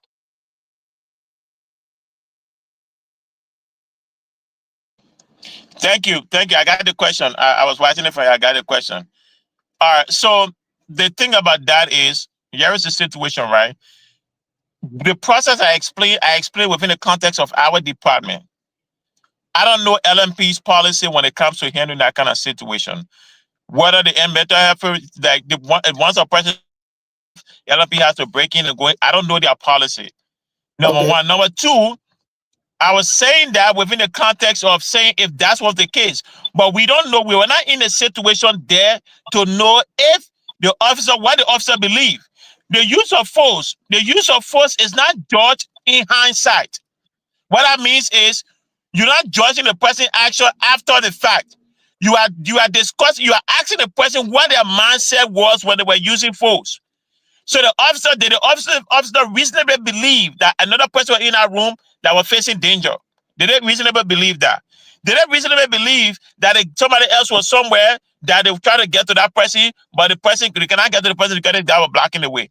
All those things come to mind in the process of why they use that force right there. I was discussing this within the context of if those things were not present, their best course of action was to retreat and make sure you set up a perimeter and start to negotiate with the guy.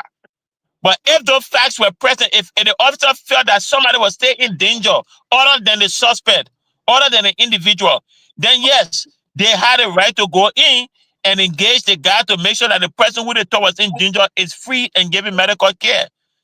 You understand me? So that's my point. And also you talk about electric baton. LMP officer, I'm not seeing any LMP officer electric baton. People talk about, I'm not seeing any LMP officer being issued pepper spray. There's a difference between you being issued pepper spray and you having your own pepper spray. So, take for example, right? You are on the show. Are you getting me? Yes, sir. Yeah, you are on the show. Take for example, Junior brings a microphone to use that is not issued to him. If something happens as a result of that microphone, the show gets messed up, Junior, who was not issued that microphone, he left the station microphone and decided to use his own microphone. That's a problem for him. That's the same with LMP. If you use a pepper spray that was not issued to you, you brought it on your own, that could be a problem.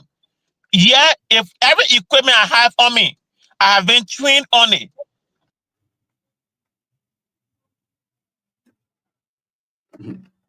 I think the guest is having some network problem. Then we know you on duty that you keep receiving call as well. So yeah, definitely. Aloysius, how you doing, my friend? Welcome to the show. I'm doing good, Jim. I know you've been following this incident in Liberia. The guest will come, you will ask a question, but let's hear you. What say you on it? I think he's already here. Let me bring him on shortly. Okay, here he is. Yeah, sorry, gentlemen. Calls back and forth, dropping my internet. Yeah, it's okay. So what I'm saying is, the force that is used will be judged within the context of this. You know, you talk about equipment. Officers have not been issued some of the equipment you're talking about. I've never seen an LP officer with taser. I've never seen an LP officer with pepper spray. If they have those things were purchased by themselves. Now, if they use those equipment and cause serious bodily harm to somebody, LMP can withdraw themselves from it because we never issue you those equipment. Boy, you bought it on your own. So whatever action, whatever injury resulting from that is going to be on you as an officer, because there's not an equipment we issue you. We did not train you on that equipment. We did not train you on pepper spray. We didn't train you on taser. So you cannot use something that we didn't train you on. So the guys don't have it. So even if they have it, they will not use it. But one thing I want to talk about is, I gave you an example. There was a situation where in my county where the officers went for a check welfare call. And this guy was having some sort of diabetic episode. When you're diabetic, it's very difficult. Sometimes it was one of the most serious situations. And the guy did not know it was police.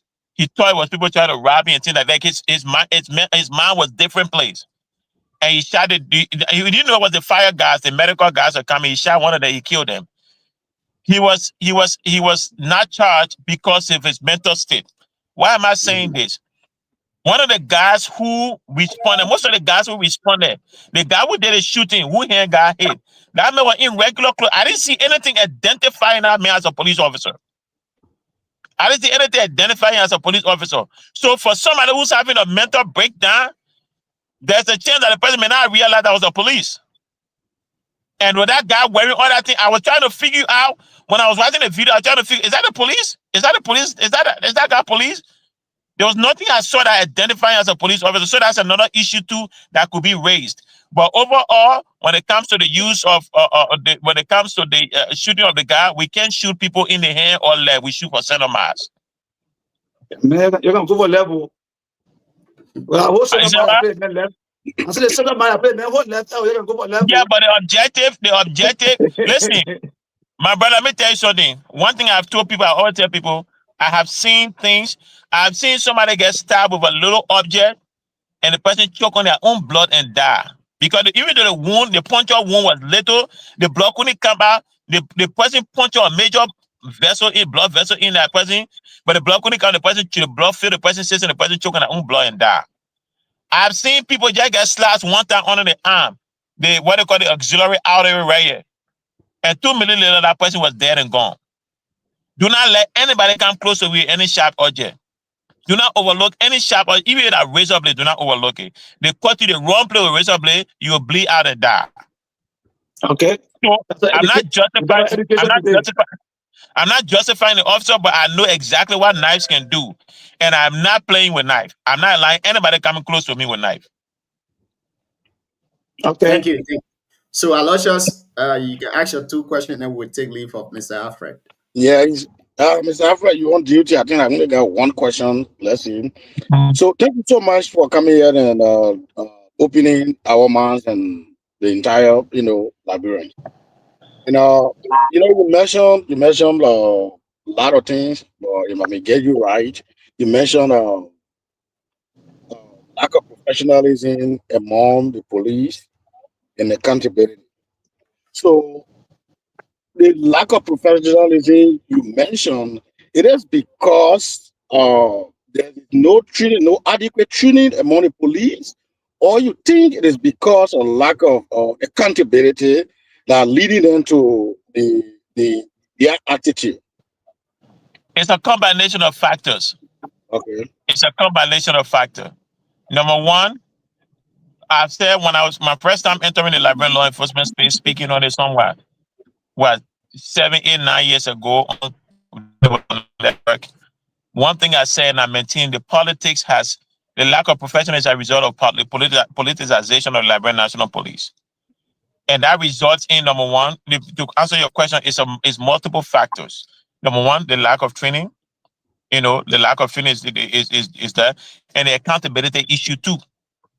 The accountability issue, if there is no accountability, I missed the part of the question. What was the entire question again? I missed certain part of it. I'm trying to remember the entire question. Yeah, you actually getting it. I was saying their behavior, it is because of lack of accountability, or it is because there's no adequate training. Like I said, it is multiple, it's combination of factors. It's the lack of training, number one, because if somebody does not know what they're doing, how do you expect them to hold them accountable? If you're not if nobody teach you how to drive a car, and you cut, and your partner you say, "Mama, get in the car and go drive it, go buy me rest," but your partner teach you how to drive a car, how you expect to hold you accountable for something that he did not teach you? Okay, you're not telling me. Mm-hmm. You're not telling me. So in order to hold somebody accountable, the person must be aware of what you want to hold accountable. If you give somebody a job, you tell somebody go work. The person don't know what they work and when I work, then the person just go and do anything. Then they come and they say, "Oh my man, the thing I tell you to do, you not do it. What did you tell me to do? You just tell me to work. You not tell me what kind of work you want me to do." The same with LMP. You send officers out there. You're not educating them on your use of force policy. You're not educating them on dealing with mental health patients. You're not training them on a regular basis on how to interact with citizens. So that's a problem. Now, let's assume that you train them on that, right? Let's assume that they have all the training. You can prove it. You have certification. They have the signature. They went to the school, everything. They have the paperwork. You have documentation that you can prove that you train it. But then the next step is holding them accountable for that training. So are you holding them accountable? If they do things outside of the scope of that training, are you disciplining them? The lack of accountability, that's how it kicks in. Because even if you train somebody, if the person messes up and go against that training and you don't hold them accountable, you're not helping them. You're not helping them. Lastly, the lack of professionalism too. Listen, policing is a public service job. No matter what it is, no matter how much training, you still have a responsibility to be professional. Some days I want to cut some people out, but I can't. Because I understand the responsibility. You have to understand the responsibility you have as a police officer. Right. When the last time you saw your representative?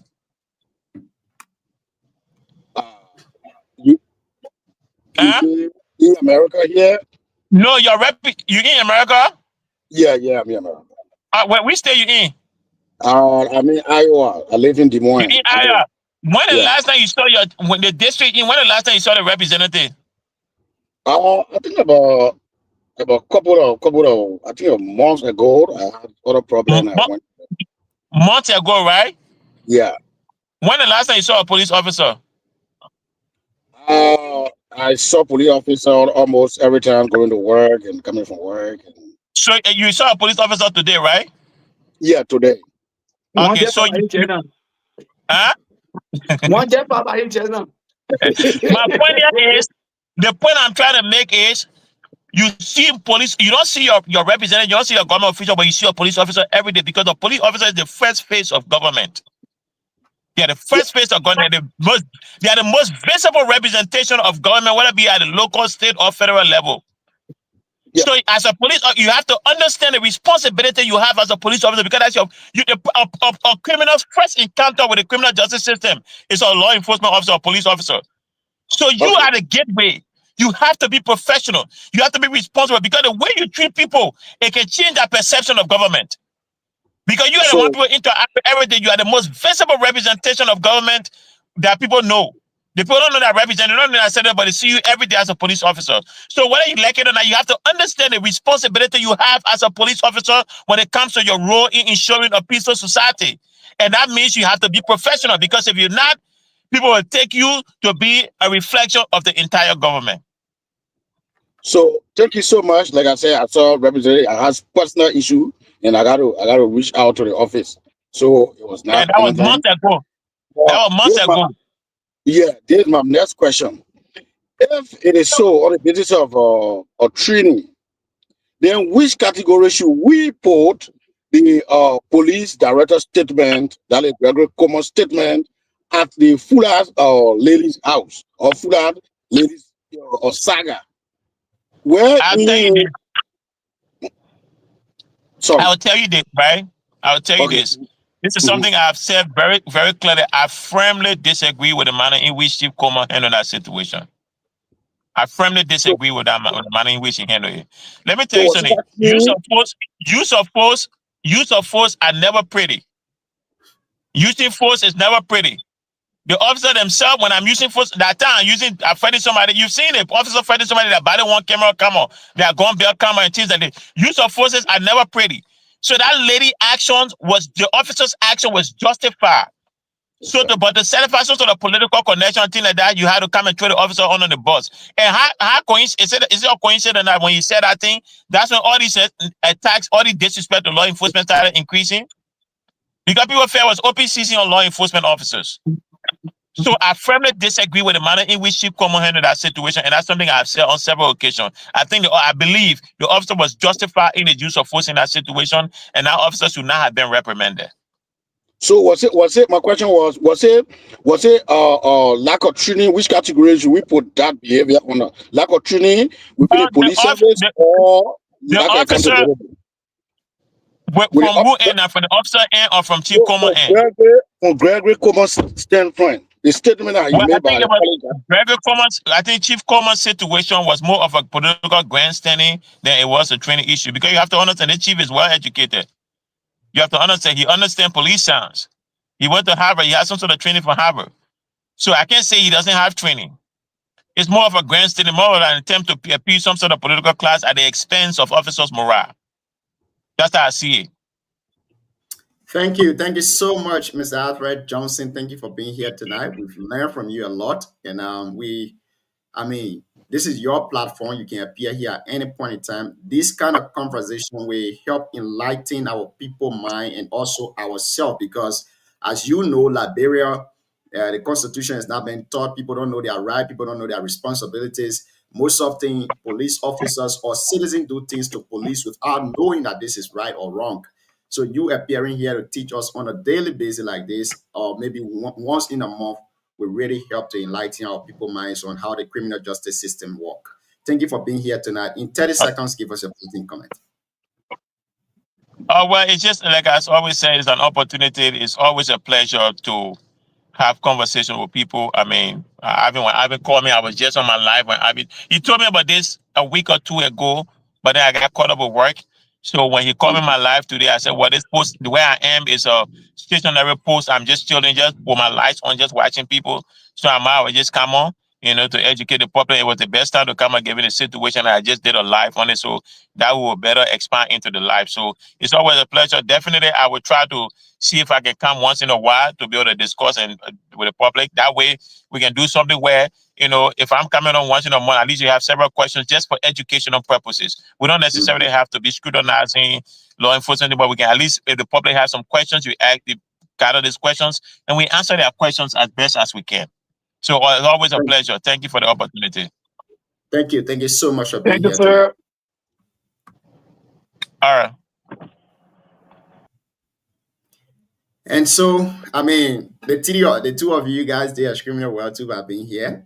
Before we go to the analysis and giving our own personal opinion on the issue, I know he has given his expert opinion on it, but I have a video here from the Assistant Minister for Urban Affairs, the video he posted today on Facebook. We are receiving credible information that suspension is on the way for him for putting the government out badly to the international community. Now, I want you to give your honest opinion on this thing.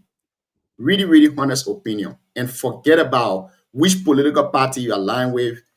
And in all of that, I want to play this recording and tell me whether or not this warrant someone's suspension or being called out by his employee or his employer. I will play this and then we can have a to the garbage river right now and let the public see. I'm not doing it to denigrate people. I'm not doing it to honor my people. But I'm doing it. The president should pay attention to. President should pay attention. There are people who are not working. They don't want to work. Or they after they sit down, they say like this, like this, like this. Look at this roll here. I don't care how you feel about me. You see the garbage here? It's not supposed to be that this. See the garbage here? I just for the town hall this morning. From the town hall, I met the commissioner. The commissioner told me he don't have the hand to clear the garbage here. That you wrote the MCC, the PCC to come in to help me. But what is going on? They collect taxes from people. Why they can't use the taxes to even rent trucks to call people to clear the garbage around here? And this garbage is on the Japanese freeway. You think it makes sense that our partners will pass here and see the city dirty like this? Then when you talk, they say the man want to undermine us. That man feel that he know plenty.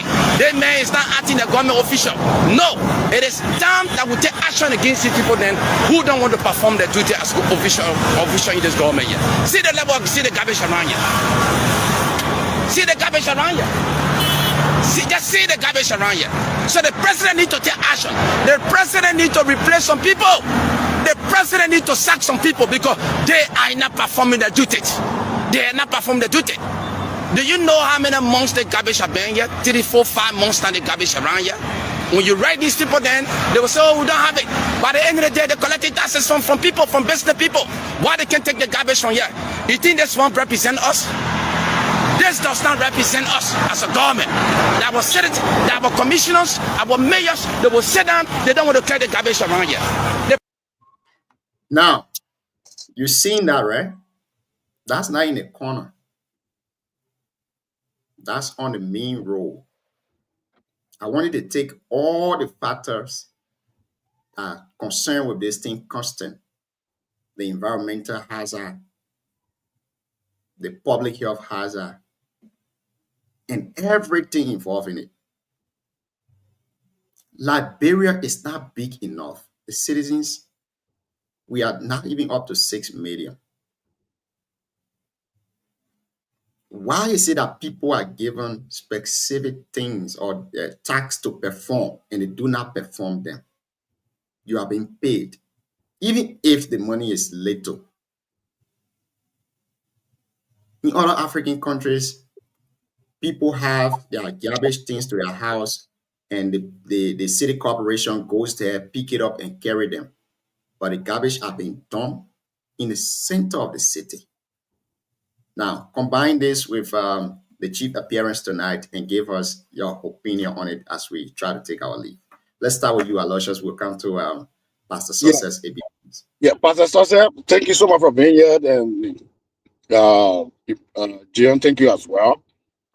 We're not meant today. Well, that's okay.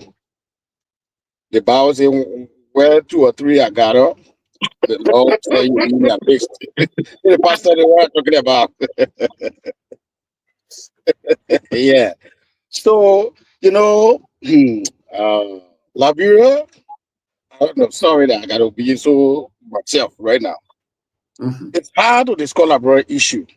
You listen to the police, commander police, officer that just left. And we got a lot to do in Liberia. And a lot we are talking about, for me, is from the governmental area. For the governmental area.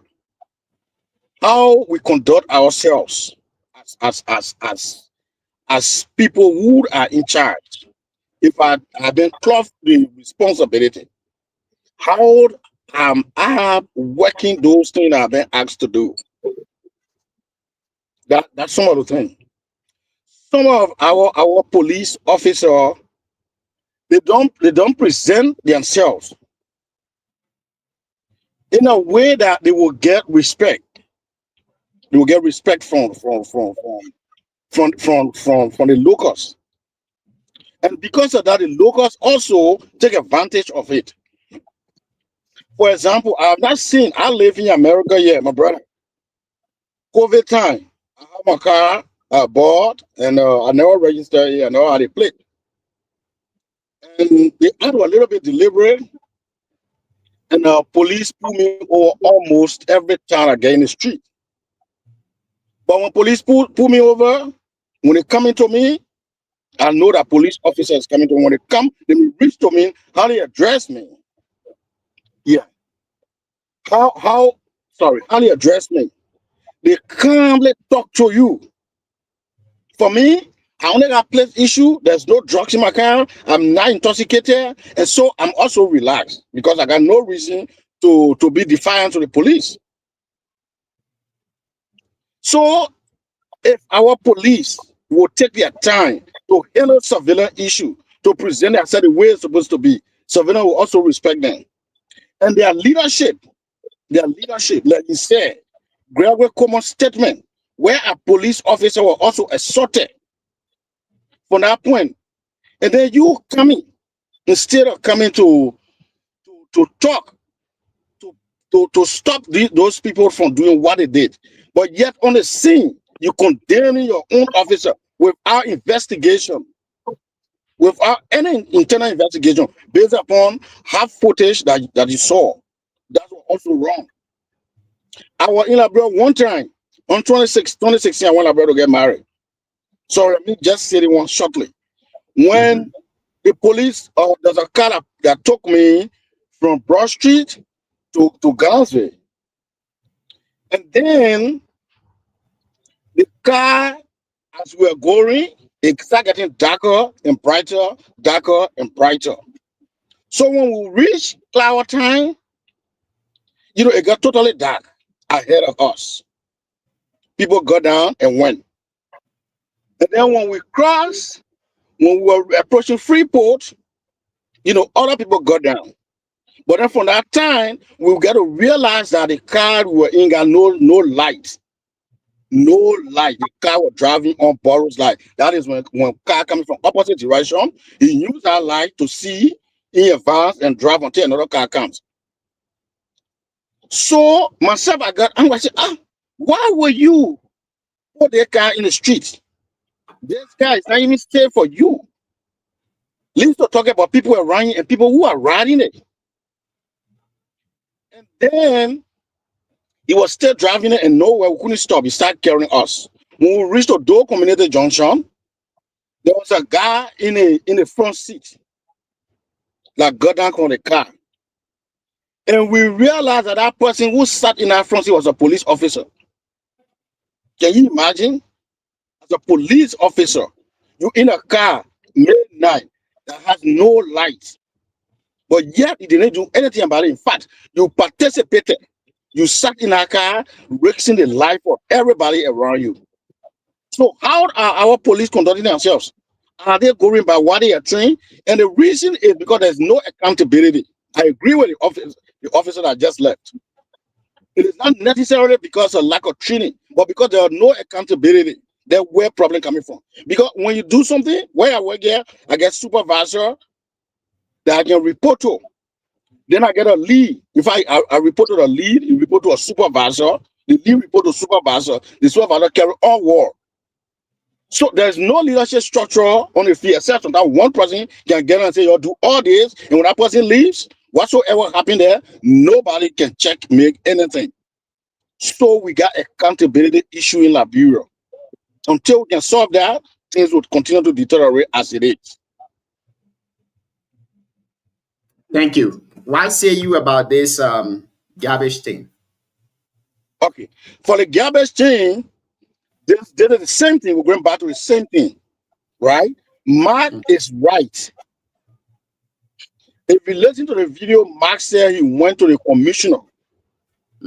Mark did not just get up and say, "Hey, you know what? Let me come do this." No. Mark went to the commissioner and talked with the commissioner.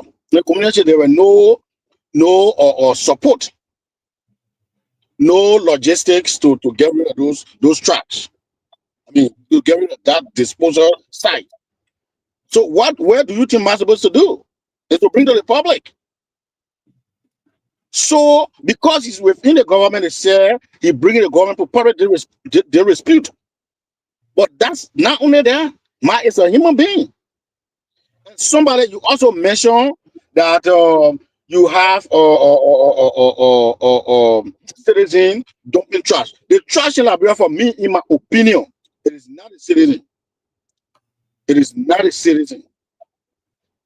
It is the government. I was in Liberia when Mary Broad declared first Saturday as a day to clean the city. And get to know that that's the day. It's the day that the city get even more dirty. Why? Because people in the local communities will go and take the trash from their houses and carry those trash to the designated area. But then the government does not have the capacity or does not have the strength or whatever to take that dirt from our place. I lived Gully Street, South Beach for almost 15 years in Monrovia. We live beyond the dirt. We are right beyond our dirt on Gully Street, South Beach. I live beyond Convent, right there. The dirt will be there 2-3 months, 1 year. In fact, some people bury in it.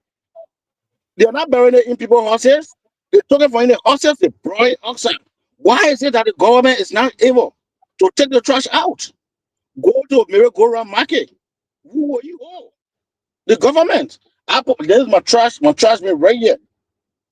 So what I do every day, I clean my house, I put the trash in my bed, I come right here to the dumpster, I dump it there. About 6:45. 6:20, somewhere around, because at the time, same time we got to go to work.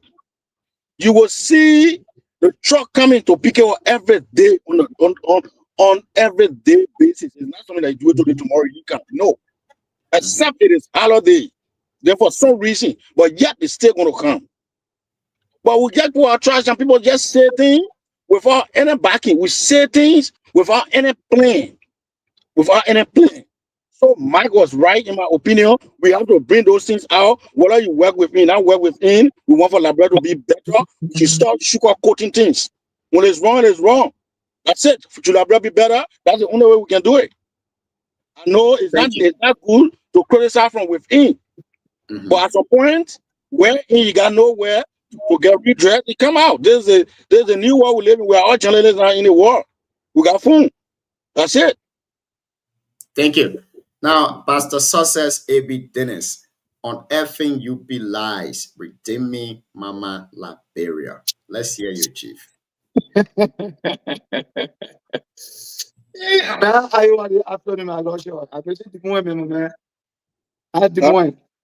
Oh yeah, the one okay. Oh, you bring the one. The one live. Oh, okay. Yeah, I live right on Hubble Avenue there. Oh, okay. I'm on Grand. Oh, okay. Okay. Yeah. West Des Moines. West Des Moines, anyway. I'm the assistant producer for Coffee FC. Oh no, I mean, I Coffee FC there be again. Yeah. So I lost you to the topic. I mean, prior to the topic. Look, I will start with the garbage and then go to the police issue.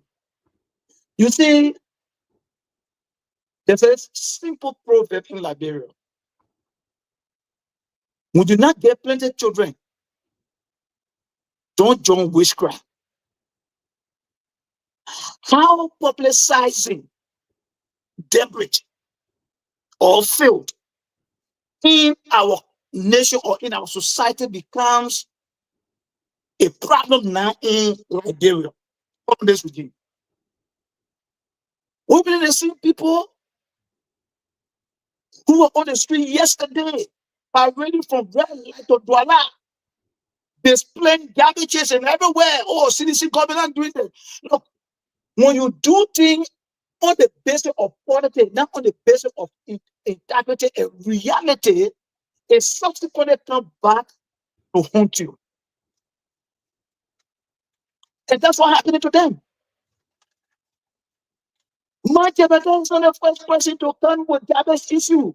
In fact, the United Party initiated that on the CDC regime. They have their men all over the place today. You see, men are moving there, men out of Biospuna will be from red light to this place, display garbage, the governor doing it. They wasn't putting white Gucci, not cleaning the city, XYZ. And we know, sometimes these guys that are majors in those various cities, BFPV or whatever, brother, they have challenges. And the challenge they have is because central government does not prioritize the functions of these guys. I will just do a calculation that you just spend almost close to 500,000 to remove one human being as a speaker by bribing lawmaker. But you could not buy a little or 3 dumpster or garbage truck or sanitation truck for your city corporation.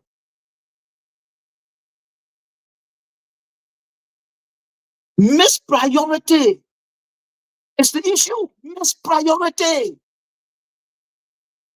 All right? You write 1.8 million ladder Leicester G2025 model for see your city. See your city. And then you're a jobber, you go out there and say, go lobby for money. You go out for money, they're crazy. Isn't that crazy? They see your city, they see the car you're riding. They see your cabinet minister's salary. The car your cabinet ministers are riding. So we are doing harm to ourselves as a nation. Yeah. Mispriority. The Rwanda, some of you eat today. I already a documentary on Senegal. When Senegal got ready to engage this sanitation issue, what Senegal did, they make garbage like a commercial. In fact, the commercialized garbage. What it is that the private they get a contract to private institutions, and then what the private institution was doing is that they were buying the garbage from the citizen. So instead of citizen taking like taking it to the don't so no, they will run to the designated site to purchase, and then they will buy the garbage from the citizen. So the citizen themselves will be walking the street. They get plastic bag with them. They say banana, they take it because they go sell a banana. Do you only see plastic bag? They take it, go sell a plastic bag. That's what they were doing. What is it we doing? What is the system? If you read the city audited law of Liberia, brother, you feel that more of it clean money in Paris. The law says, put your garbage together in your house, take it to a designated area, put it to that designated area. The city corporation will come, take it from there, and dispose of it. Besides, if disposing of garbage becomes a challenge, how much it will cost Liberia go to China? Come to the Western world, place to go. The company for recycling. It's not the trash being thrown away, recycle them. and bring them back into the community to be useful.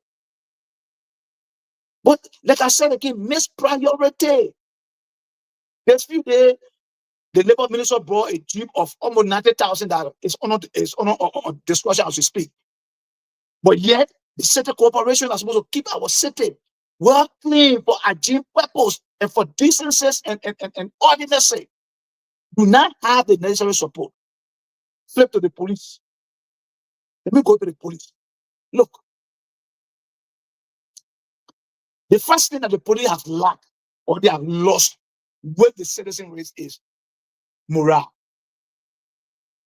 Yesterday, when we were in Yonko, coming in the 80s, when you see a police officer dressed, you want to join the police force. You feel motivated to be a police officer. Leave your comfort zone and go to real life. See our police. That one that pass by you. You will find the next hospital go to get treatment. A police officer pass by you. The morale. Number two, these police officers, I don't know, like my brother said, Aloysius said, they said because of lack of training or maybe honor pay, these police are corrupt. They are so corrupt to the point that they carry the corruption everywhere to the point that no civilian or no citizen has integrity for the any longer. Even as supposed to be serious matter, they will take it to force it to take the criminal case because they want to get money out of it. For example, if a police officer invites you to the police station and says somebody carry your complaint, you owe them. That's a civil issue. You got right to say I will go or I will not go. But try and get there. By the time you get there, they will ensure that they want to jail you because when they know they jail you, your family can't release you, your family will pay money. So like this guy's situation, they got a shot. I think in my mind, right, the police did not use the appropriate rule of engagement method. They were informed that this guy had a mental problem. They did apply all the necessary requirements. Listen, our brother left from SA, he said the force can escalate. It can come from just the police presence to an excessive force, depending the approach of the individual. Amen. Just said the first man was injured, the second man was injured, then they call for backup. Backup going, they should have gone prepared with the necessary equipment, tear gas. To tear gas out to force the man to come outside. All right, pepper spray, or I call it or electric baton. But again, mispriority. Let the guy register. Some of the people don't even have the equipment. They don't have this equipment. But yet, one cabinet minister making almost $7,000 to $9,000 a month. A generator alone can supply a police officer equipment. Mispriority. These are the people who say they came to rescue. They came with all the expertise. But here they are. Then when you thought they got problem with you, here they are. All of this regime. And the police officer said it. You are here, Junior. You were here. That said that Manon Selita, George Weah, the professionalism was much better than this administration. Only beating on a pregnant woman and she died. Can you imagine that? So that's how it is. And leadership is spiritual. What you see the head does is subsequently flow down to everybody. They saw the head being unlawful.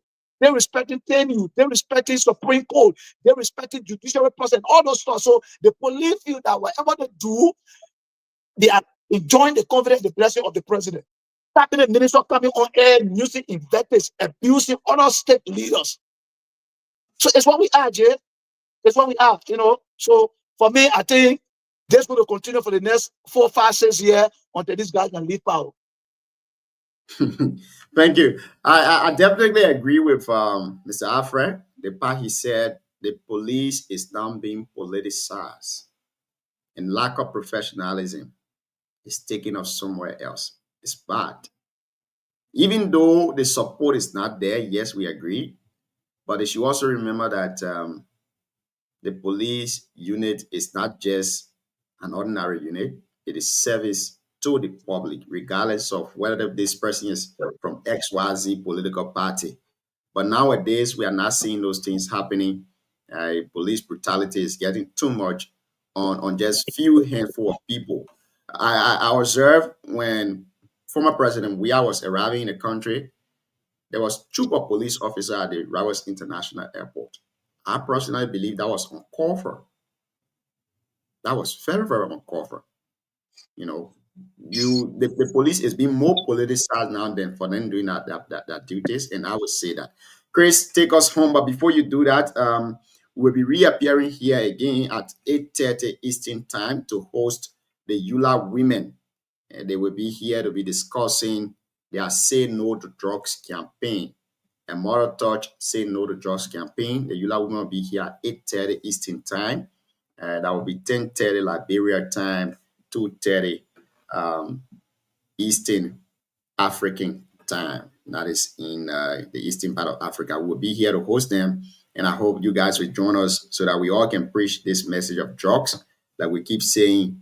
Once it enter one person, it's just a matter of time for it to cross over to the rest of the folks if the necessary cares are not taken. Chris, let's hear you. I know you've been following the show, so give us your take. Yeah, thank you. And to the Eula women, I know I'll always be here because I'm the membership committee chair for Eula in the diaspora, so I will always be around for them. Jim, first the issue that happened in Liberia with the police officer, it's not frustrating. For me, I condemn. I don't support people attack police, right? But I think that the police should use all necessary means to avoid that, because they were informed that they may have mental problem. One, if you watch a video, the amount of gun shot, shooting the Dana house, you're going to 8 shooting the Dana house there. They could avoid that issue simple. I don't know if the police officer like brother have enough equipment like tear gas, pepper spray, or electronic baton, or if they have all these things. That's one thing to look at. And I think that the police are playing Margaret out of the Bereaved family. When I saw them doing tonight, they can't or whatsoever, they are Margaret playing out of the Bereaved family. It's wrong. As somebody followed the Kyoso. As somebody saw the Kyoso. As somebody ran to the Kyoso. They may buy laying down there, laying candle for your other police. You know, I'm looking at 3 years from now. What the police starting now? People will start taking law in their own hand to go after police in Liberia. Let me say this. Police are there to protect life and property. They were informed about the gas situation. I think going there, they should have used all the necessary means they have. They could have used a new tear gas. The moment they enter there, because they are all being informed they may have mental problem. Right? They're going through some another problem issue. The first should have done the new electrical baton on the gas on the ground or spirit. People spirit to avoid this issue. The amount of shooting the didn't have to watch the video. That means they went directly because I heard the person in the back giving honor. Just shoot. You can't kill somebody so that way. Is that water or I mean our rebel? Is that our rebel? The condition they're going through, you not mean it. It's a signal. It's a thing that keeps the point. You're not going to the market to buy it. Why kill the young man? Why kill the young man? What become a children left there? What become a children left there? Who want to take care of them? The government? All the way allow the children to be on the street? They're taking jobs tomorrow again in the community? I think the police need more training. The police need reforming. The police need more training.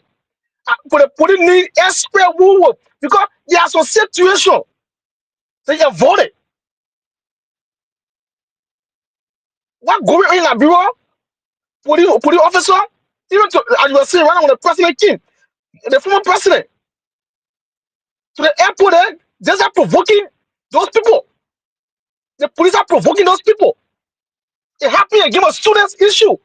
When the students in the modern school system have issue, when they start to protest on behalf of their teachers, they went on the camera to brutalize those students. High school students. They need to stop them because if we keep doing this, it will reach someone the citizen will have no patience anymore. What I did yesterday in that place, and the man brother could get angry and take going there, could be another issue yesterday. Great Como. He became so, authoritative, making the police to be enemy to the citizen. And John no more John Wu, he wanted the support of Waka. He wrote on your Facebook page, Waka Gregory, you need to get armed weapon to the police. You see what's going on now?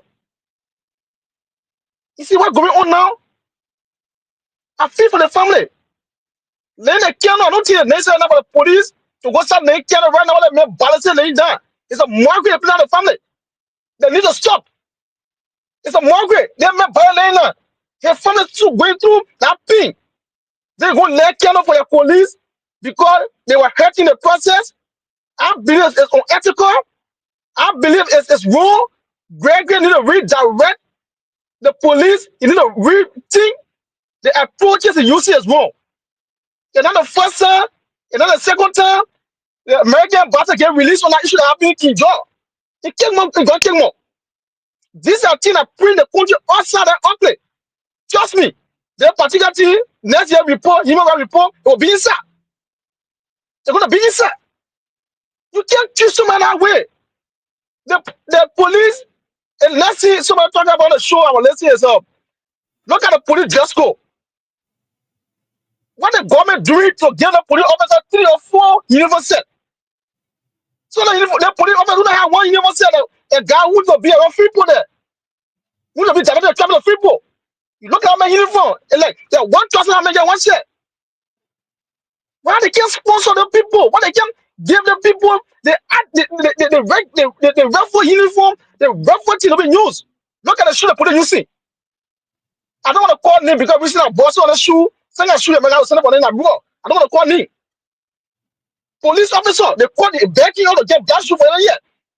We don't want to call names. What the government doing? Paying propagandists with money to be on Facebook. So they're not on government, they say that somewhere, they're not working. You get 2,000 every month to be talking about the government is wrong. Divert that money to the police, then put it in neat. When they put it in neat, then one woman to be in Tabata, where I think the people a lot of know that man in Tabata. They call it Tabako. One Tabako. You know been in Tabata before. When that woman dress, I thought about 2000, 2001. When that woman dress in Tabata, he don't know both. Tabata police. He don't know both. But when that woman dress, he get on the street, they see you afraid. His appearance. Today, I put it officer now because when I try to put it in Monrovia, they're not going to see you. What I put officer now, I try to put it in Monrovia. The red beer motorbike into real life to get money. Why you can't pay those people good money? Why you can't take care of those people? Why you many people be neat in the society?